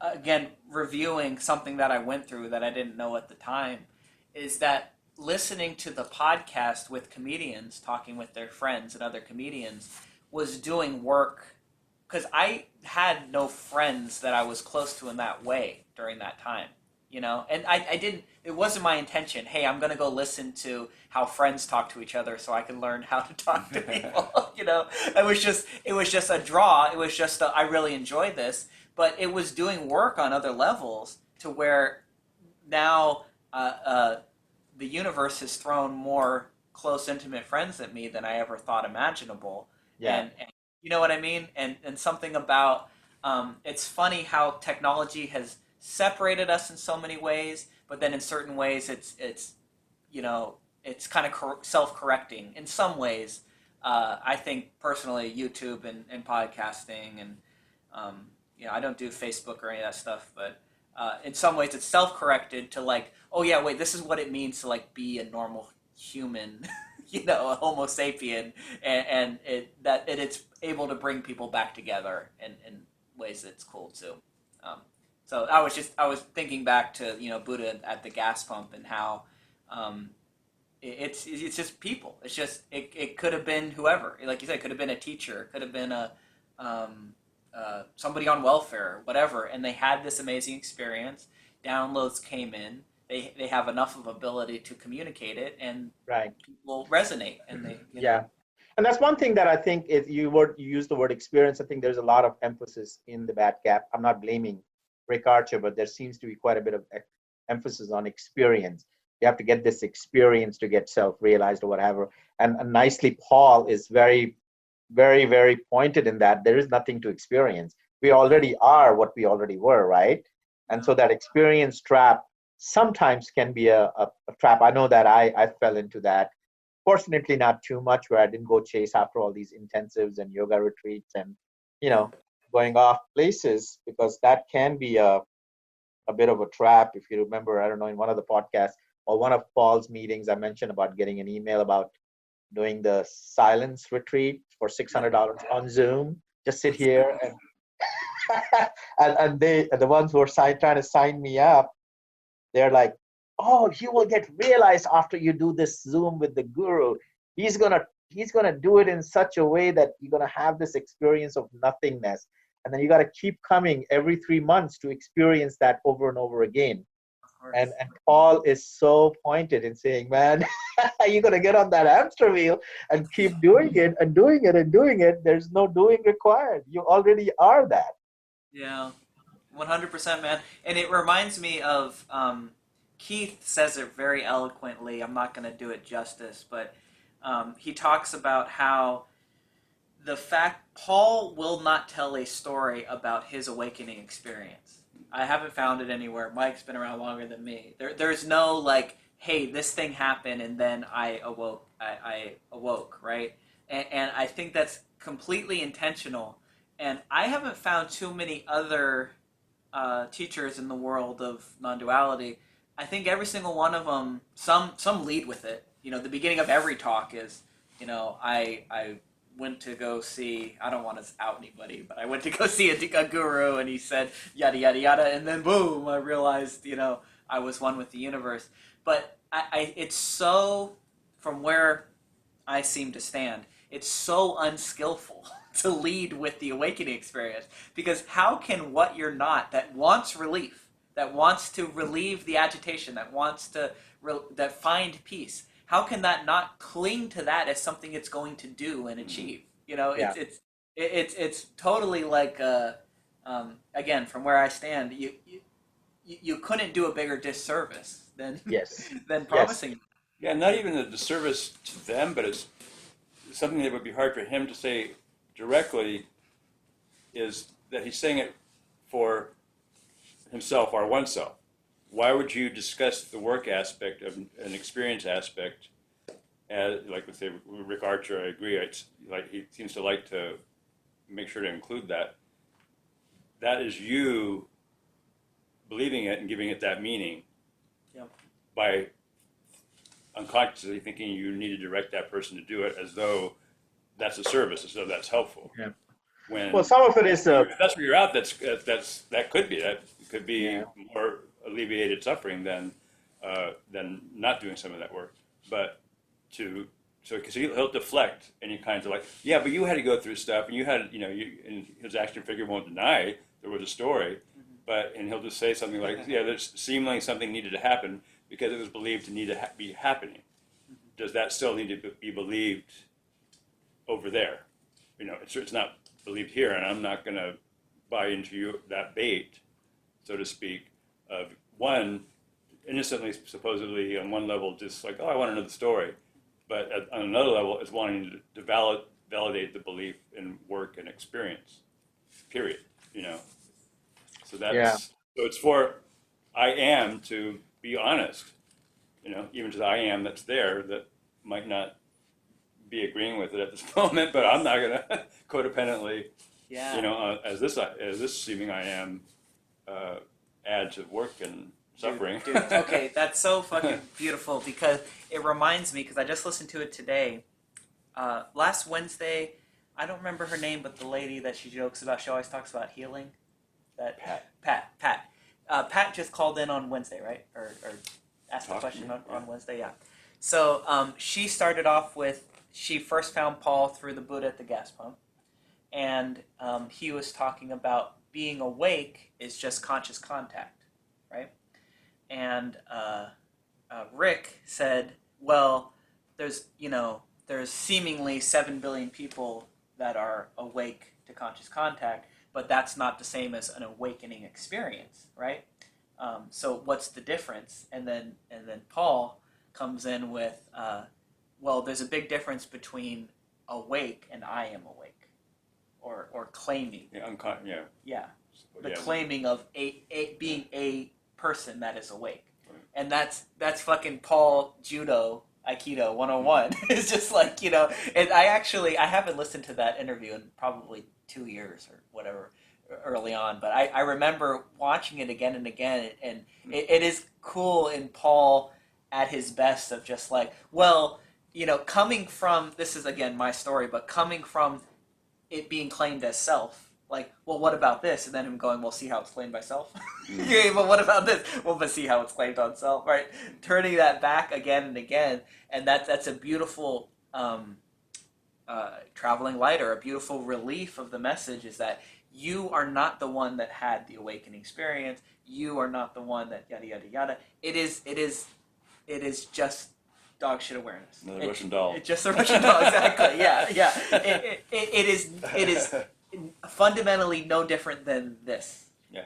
Here and now. Yeah. And that's where that getting back to how it can be a trap to explain an awakening experience, because this Yeah, and is it can be very disconcerting or not attractive to the quote usual seekers, right? Because they want a set of things to do. We want a set of a path laid out. There's something to get at the end of it. What are you talking about? I am already what I need, what I'm looking for. I'm I don't feel suffering through this life. I want somewhere that there's no suffering, right? Well, we can't get it. That it's the only reason we're suffering is because we are not recognizing what we already are, what we're right, and trapped in what we are not. And so I remember hearing his message or his interview 5 years ago, 2000, end of 2014, beginning of 2015, and there was something I caught in it, but he wasn't the guy in the robe and all that really attractive messages, right? So the other stuff is of course needed if you want to, do this as a spiritual capitalism and run a business and have people keep coming back and back and back and back. of course. Right? But it's the biggest disservice, really, right, for us. Can you just see Buddha like being Paul all the time, right? And then people are coming at him, but my life is suffering, right? Yeah. And Buddha's just gotta like, okay, life is suffering, Yeah. right? Yeah. And the parentheses before that, not your, or dualistic life is, right? Life that is plain. But life is suffering. Admit it. Life is suffering, right? But I think the second thing you said, that there is a way out. No, but that's suffering. That's just like AA though. It's that trap, because it's only step one that you have to get perfectly, and while you're not getting step one perfectly, then there's the kindness of all the other steps, which are kind of wrapped in still, not counter to it. Right. Yeah, I think the reason why we suffer. It's past life. It's life. Life was suffering, and life will be suffering. That attention that way is suffering, and that's all that people understand of as life. That's all they're understanding. But if you say that, then there's no worry. It's done. It's life was and will be. And that's the but way you're out. not. But we're now. Yeah. We're not. And it also is skillful in the sense that you find yourself in it again. Oh fuck, I did it again. Oh, but that's just a was and will be. Did it again. It just comes back to you sooner, right? It doesn't just like one day at a time type thing. It's like you're always an addict, so you're done with it. You're not. That doesn't mean you're gonna. That for some people that does mean you go back and drink because you identify with it. For other people it means you stop dwelling on it. You stop wondering whether you can manage it or not, and that's why it's helpful to them. It's you forget it. And one day at a time is not one day at a time. It's just the relief from worrying about will I or won't I drink again? What was or will? Was or will? That's the suffering. That's the same suffering. Yeah. Well, for me, the real relief has been, and that includes Paul's message, but even others, when I go back and see that really, this is really what they're talking about, is the real suffering is because of my identification with this imaginary self, this person. And the person, if I identify with that, and that's how I live my life, then it will cause nothing but suffering. There's going to be pain if I suffer, if this figure maybe suffers a business loss or something, right? But if I make it personal, then I'm going to suffer. But a business loss is a business loss, or maybe there's an accident, there's a pain. The pain is always going to be there, but it does not have to lead to suffering. The pain's always going to be there, but it doesn't need to lead to me suffering. And the suffering is usually because I'm so identified with this action figure as me, and the thoughts as my thoughts, and the things happening are things happening to this me, and the memories associated, right, that are regrets and self-pity and future stuff that I'm anxious about. It's all based on this belief, like Webu says, right, that it's based on this 99.9% whatever, that there's this self exists, where self exists. And if all the anxieties and the losses and the sufferings were happening to Stanley, yes, I may notice it, but I'm not going Stanley's to. one of my favorite people in the world. I just love him. And he's in the other rooms. He's always really close by. That was a total inside joke for Zen bitch slap people, but yeah. If it's all happening to Stanley and I'm not Stanley, I don't care. Yeah, I might be sympathetic. I might notice, but I'm not going to sleep. I'm not going to lose sleep over it, right? No. It's happening to me. I remember it for 40 years. Yeah. That's what a great relief. Yeah, to realize, and then I because it's very alive for me right now. If all of this stuff was happening to somebody with a head, then it would feel very real. Yeah. But if there is no head, then there's nothing for it to happen to, really. Yeah. Relatively, of course. Ultimately, no. And that's cool. There's the relief. Okay, now I'm looking at the time.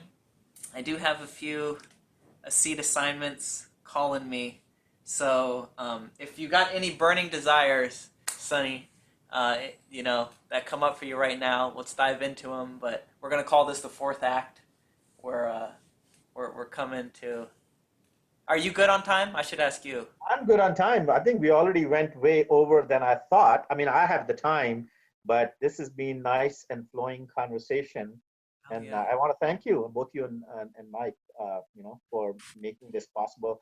The only thing I would just want to mention is that I feel grateful to have found this community and found you guys, and I'm glad found Paul, because I had this prejudice 5 years ago when I heard him, and then maybe I saw one of his YouTube, and I heard him say fuck. So I had this prejudice that spiritual people have to behave a certain way, talk a certain way, right? So he's clearly not spiritual, right? so that kind of prejudice has been smashed through some of the journeys I've taken since then. And it's so nice to have found this authenticity, right, in him and in you guys, where it's not burdened down with all the extra weightage of culture and other things, where the core message gets lost, right? So it's been beautiful. This is the fun part of the movie. Yeah, it really is. The fundamentalism of so much stuff. Like, truth is truth and it's beautiful, but then once again, if you're baking a recipe of truth and you throw in fundamentalism, that, okay, you can speak the truth, but you can't say fuck, you can't say profanities, you go down the line. Then you're adding fundamentalism into the recipe, and if you can. Truth and whatever the hell comes along with it, and that's something I've said before, that Paul has a certain amount of street cred, that the action figure has gone to insane depths, I think you're saying insane.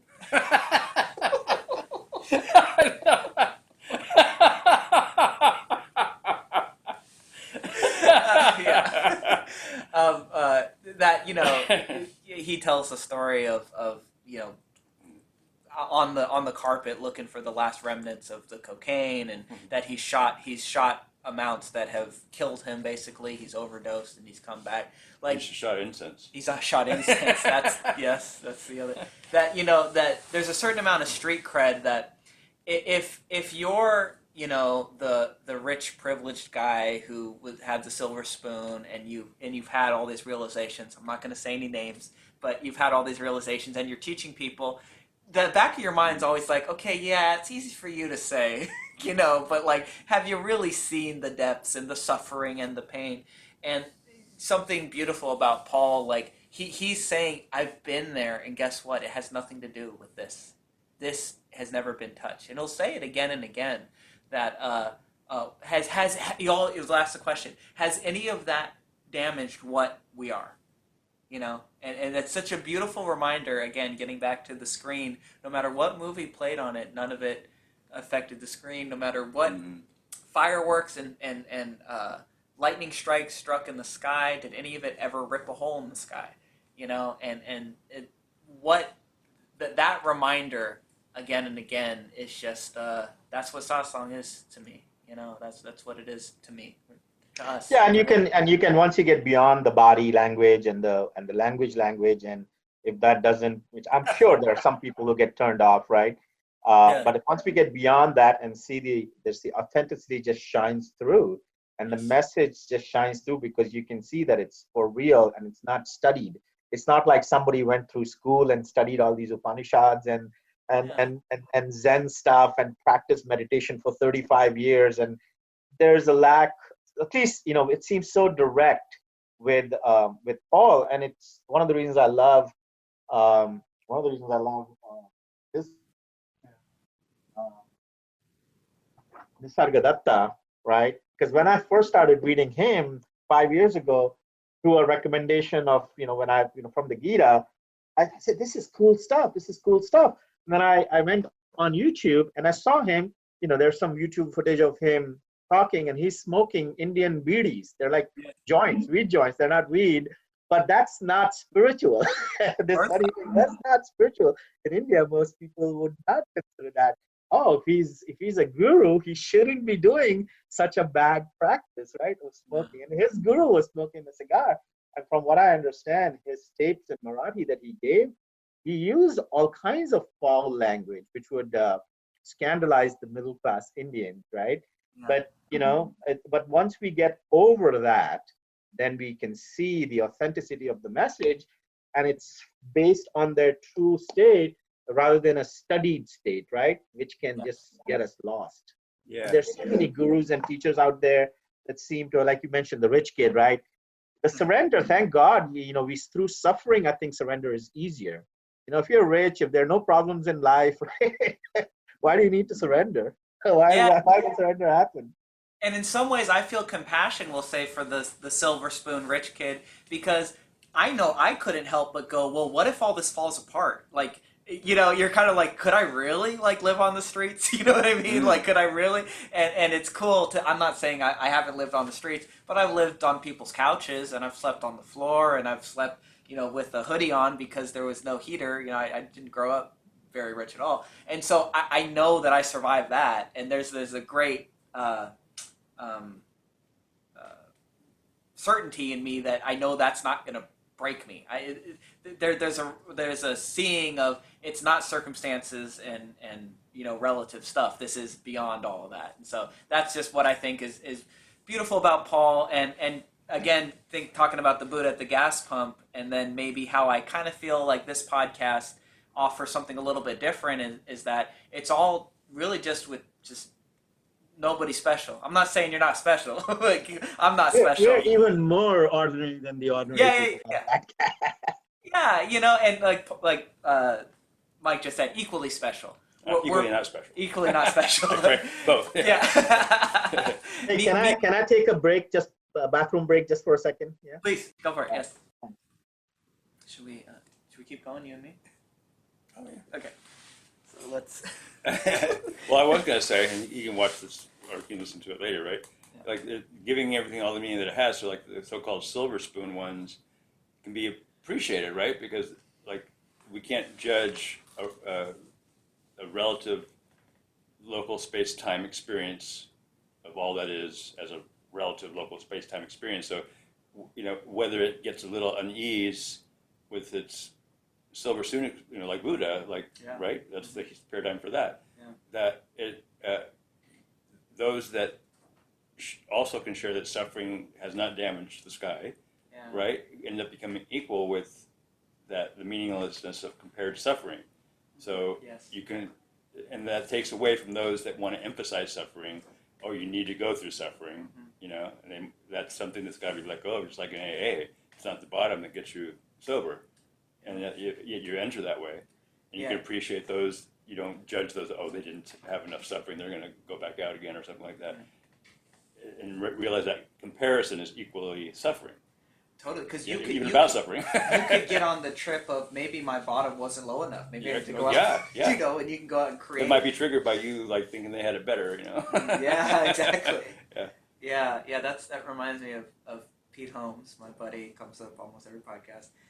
How he talked about he grew up in a fundamentalist Christian, followed all the rules, and the people would come into his high school and give speeches that they were like, man, you don't know, I was doing coke and I had a different girl every night, and this, and that, and I didn't find happiness or the Lord in any of that. And him, as being someone who always played by the rules, was going, well, I want to go, do drugs and have a different girl. You mean I can do that? Yeah, so that I can end up right back here, because I'm already good with the Lord, but those things still sound enticing. It still sounds like there's something there, and so that's another, It can get very twisted. Totally, it's a loop that you can get yourself caught in. Yeah, I mean, just like original sin, and now with the AA history, those become identities that actually, in a perverse way, glorify what happened. It's like original sin now becomes an identity as opposed to, just like life is suffering. It's not you, and yet life will hear. That's what identities do. Is they take what was released at a certain time, and now start applying it as an action figure, and become an original sin action figure. Yeah, dude. Okay, man. As you're saying that, I'm feeling self-conscious. I could look for my head, and it could go away. Yeah, where's that self-conscious? Yeah, but I could see how there could be a glorifying of saying that Paul hit this rock bottom, that he has this street cred. Actually, none of that has any meaning to the message. The message is the message. Right. The truth is, you know what I mean? That's all one side of the duality. That's one side of the duality. Yeah. Exactly. And she says with duality. Whether Paul grew up a billionaire or a drug addict, the truth is the truth. And Becky says that it also applies to good things happening, that it's not about the seeming good thing. It's not attached. You don't want to get attached to that. Yeah, absolutely. So somebody that has good things happen to them and it gets to be not all that, they won't be attracted to the idea, I would want to go do cocaine and all that suffering. Yeah. Because they would see that as not different. And like the ultimate gift, like I'll say again and again, is losing interest. You lose interest in both sides of the coin. You lose interest in the self-deprivation and the depression and the self-centeredness, but you also lose interest in the idea of needing to arrive at some peace and some whatever. All that interest and attention gets redistributed here. And that's all, like the Garden of Evil, the biting the apple is the tree of the knowledge of good and evil. It's biting the apple as though there could be one or the other, and you want to have interest, so it has to go one way, and then, unbeknownst to you, all of a sudden the pendulum's got to swing. You're out of the Garden of Eden. Because before eating or biting the apple, presumably there was no judgment of good or evil. There's no right or wrong or good or bad. This is bad thing happening to me, or this is good thing happening to me. It's just happening, not to me, or it's not good or bad, right? And I guess that's what the story was originally, right? Maybe now. So, and that's really where we want to get back to, right? We already are, but we just have to recognize that we already are that. Mm-hmm. It's all about judgment, right? It's when I have the judgment, I think, as it says in the Tao Te Ching, right? When we make that judgment, we create 10,000 things. Yep. Yeah. No, I was just thinking and I don't have it memorized, but every time I hear it, I love it. So one of the Zen patriarchs, I don't know which one, said, "The great way is easy for those that have no preferences." And he goes on from there and says a bunch of other cool things. But I always, if there is some sort of a selfing or claiming or suffering, restlessness and discontent, I go, where are the preferences? What meaning am I giving to a preference that's kind of creating this? And that can give a good hint of, before the apple was bitten, what's prior to the judgment. Somebody brought up in my Fred Davis group, what am I thinking that is more important than allowing unthinking to occur? The mind doesn't understand unthinking, of course. Yeah. but it can't understand. Okay, what's more important? Yeah, that is actually the problem. Oh, dude, that's a reoccurring thing for me. When I stop, if the action figure stops, right, and then even the mental state slows down a little bit, Paul will say it, the dry current of time. Mm-hmm. All of a sudden, if enough things slow down, the last thing sometimes will kind of be time, that dry current. And then in time, there's this. One of the ways to verbalize it is what's next, right? But and then I go like, this is slavery. Like yeah. What's next? What's next? Why does something have to be next? Yeah. What about here? And sometimes, and this isn't a meditation or a practice. It hits me out of nowhere. Sometimes when I come home, when I come to your home, which is my second home here in the city, is I'll normally be on the current of time because there's projects, there's deadlines, there's stuff to be done, there's problems to be solved, and whether it's coming for a satsang, coming for a podcast, I'll come up the stairs here and then I'll be like, what's next? Oh, there's nothing's next. Oh, fuck! Like what a relief. Yeah, not even abandoning all that stuff. Yeah, that supposedly is too much. Seeing right? it for what it is. That would be a next. Yeah, that would be a next. That's one of the next is abandoning geographics or stuff like that, and it's the same thing. Yeah, and that's the cool thing is it can hit anywhere seemingly geographically in the space-time continuum. Yeah. It can hit in the shower. Shower's a pretty good reliable one, but it can hit at Mike's house. It can hit sitting in traffic. It can hit with my family. It can there's no requirements, and it's Nick trying to get that rest is agitation, right? But the hit can come and And then jumping ahead, because generally, life will move to a lessening of a lot of affairs. Yeah. They would gradually drop away in a conventional sense for probably most people, right? Some people are built to do a lot. They would also equally be not involved in affairs, but it would look on the outside to be doing a lot. Yeah. But, in a conventional way, you would really become what the world you could see on a conventional level becoming more agrarian and stuff like that. You don't need to be, flying around all the place. You don't need to be doing all this stuff, but you can't make that happen. No. As It has to be a natural what process. can kind of see that it should. So it'll jump the gun, and instead of allowing it to happen, that actually becomes more the problem. Yeah, Like, you're being very busy not doing, right? Yeah. Doing a lot of not doing. yeah. Yeah, and you're very tense about not doing things. Oh, I almost did something. I gotta. Yeah. You should be not doing a lot. Right.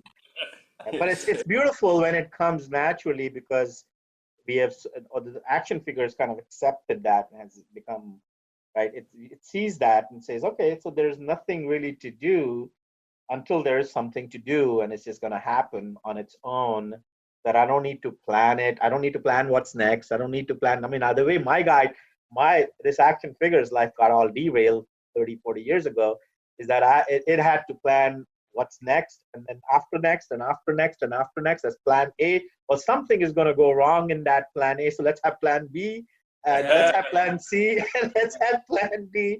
And before you know it, right, because the action figure always thought that it had an obligation to plan and predict and control, because the belief system was that nobody else was in charge but the action figure.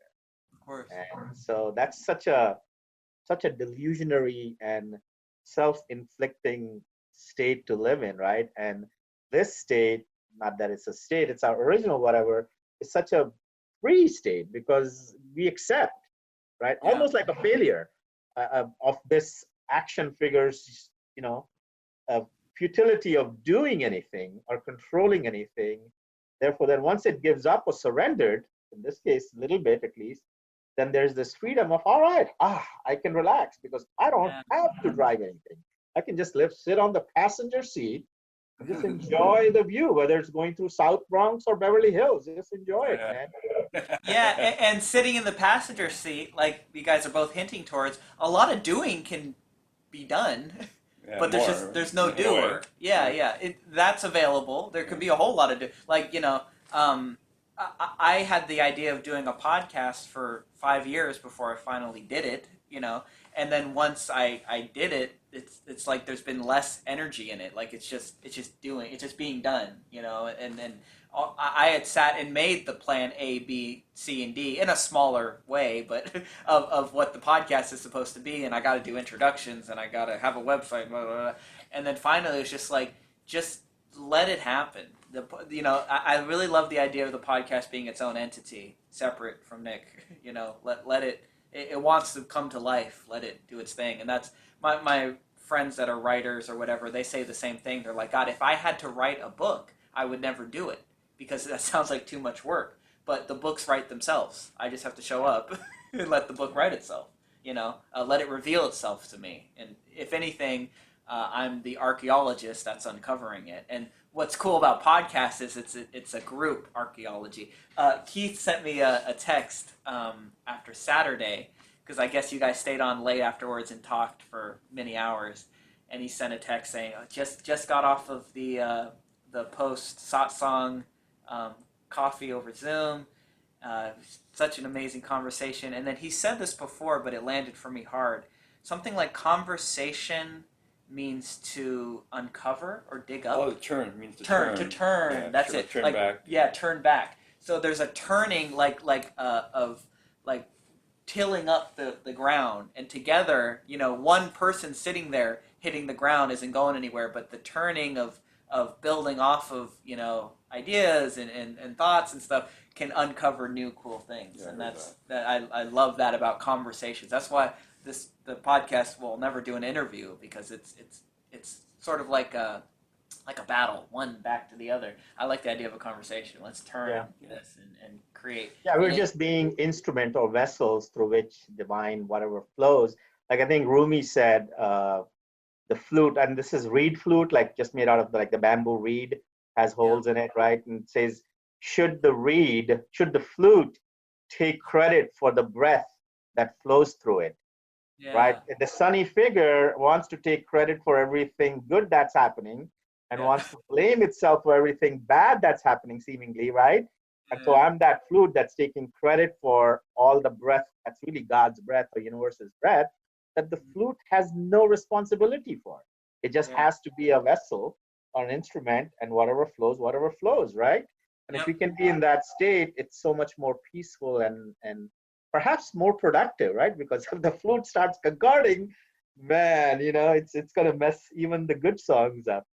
Yeah, 100%. It makes me think of Alan Watts used to say things like, when you hear your own ear, then you get ringing in the ears, right? If you see your own eyes, and that's cataracts. That's interesting metaphors, right? It's the same idea. If the flute thinks it's involved in the music, it can't help but fuck up the music, right? When you see, and then Paul's beautiful metaphor of the water and the hose, and really, if anything, if there's any responsibility for the hose, it's be empty and allow the fucking water to flow through. Yeah. Because if there's a whole lot of Paul in the hose, it's gonna obscure the water. If there's a whole lot of Sonny or Nick or Mike in the flute, it's gonna obscure the wind. But if it's empty, the wind's able to come through, the music's able to play, and here we are playing the music. And that's amazing. I'll never experience tonight the same way again. I'm gonna laugh. This is so funny. That is just too funny. Yeah, right. Yeah, the ears trying to. This is the ear trying to hear itself. Oh, wow. Feedback loop. Yeah, feedback loop, exactly. Yeah. So, okay, here's what I will offer. I have seat assignments calling me. I'll leave it up. If you guys want to continue, you can continue. I think we're good. This was beautiful. This was nice. Yeah. Yeah, okay. I got you now. Okay. Well, then we'll, the best conversations are unfinished, so we'll unfinish it here. And Cool. and you know what, man? I'm going to get this on podcast because I like the idea of being genuine and putting it all out there. You've offered to that I can call you anytime, which that's the greatest gift that anybody could, because I know that you're many states away from me, and I have lots of long drives and lots of stuff that I do this with Keith regularly, and I do this with Mike, but I normally am able to wait till I see him in person to do it. That things are just swimming around in my brain, and I want to dig it up. I want to turn it with another fellow soul. So the fact that you've offered that multiple times, and that you're so understanding of the fact that my life is fucking crazy, 5 kids, working a whole lot. It's the greatest gift I could ask for. There's no. Well, that's actually, it's really my privilege and my blessing, really, that if you call me, man, I'd be tickled to death. And let me share because it's such a small community, and we are lone travelers. We have been, right? It just happens to be that way. That I think it's a blessing. Anybody who wants to call and wants to discuss this, so I'll put my number out there if anybody who listens to it and wants to chat with me or talk with me. It's 64. Is it okay for me to say my number? Oh, yeah, man, go for it. Call me. Anybody is welcome to call me as long as we're talking about this. Hopefully. 646. You want to curse me out? That's fine too. Or if Rick Archer wants to call me and say, "Sonny, I'm going to sue you." Oh. I was gonna say too. I don't hope you don't owe anybody a lot of money because they might. Yeah. find you. No, I love Rick Archer. He was a beautiful on ramp for this. So yeah, it's 646-266-6922, and I would love to. What was the last four? 646-266-6922, and I would love to receive a call from any fellow travelers and just share the journey. That's beautiful. What a cool invitation. And I've changed the thing on the podcast too. I want to just throw it out there again. You guys can email me. I'm not going to give you my number, but dreamtalking@mail.com. I've been getting more and more. I've gotten a few I got one from somebody in Australia, which is pretty cool. So, and few people that want to do the podcast or just want to talk or suggestions or whatever. The biggest suggestion so far has been to put it up on YouTube, so it's on the list. Sorry, guys, I'm really busy. I'm gonna eventually look into how to do it. I'm sure it can't be that hard. So. Right on. Hey, Sonny, what a freaking pleasure, man. Thank you for satsang. Thank you, guys. Thank you. It's been beautiful. Right on. Thank you. And I'll miss both of you tomorrow, but I'll see you guys Wednesday. Cool. For Paul. Look forward to seeing you tomorrow. See you, man. All right. Love. Have a good rest of the day. Yeah, same to you guys. See you tomorrow, Mike. And Nick, so it'll be Wednesday, right? We see each other Wednesday? If I don't call you earlier. Call me, man. I mean, I'm telling you, I live for these, to be honest with you. Me too, bro. Yeah, because I couldn't care less with mundane conversations. I shut those off. I just don't have the interest. So I don't get a lot of those calls. I've shut too many of those down. Yeah, that's so funny because I've always called them surface talk. Yeah. And getting back to Keith and the turning and the tilling up is you're getting under the surface. That's a cool little. I just thought of that just now. Is that I'll always say like I'm not down for surface talk. Like if we're just gonna how's the weather? Hey, what this and that. It's like watching a Marvel movie. Like I want to fall asleep. You know what I mean? But as soon as we're getting into this stuff, it fucking fires me up like nothing else. Yeah. You know what I mean? So cool. So hopefully I'll hear from you before Wednesday. Right on. Yeah. All right. Okay, Sonny. See. Thank you. Take care.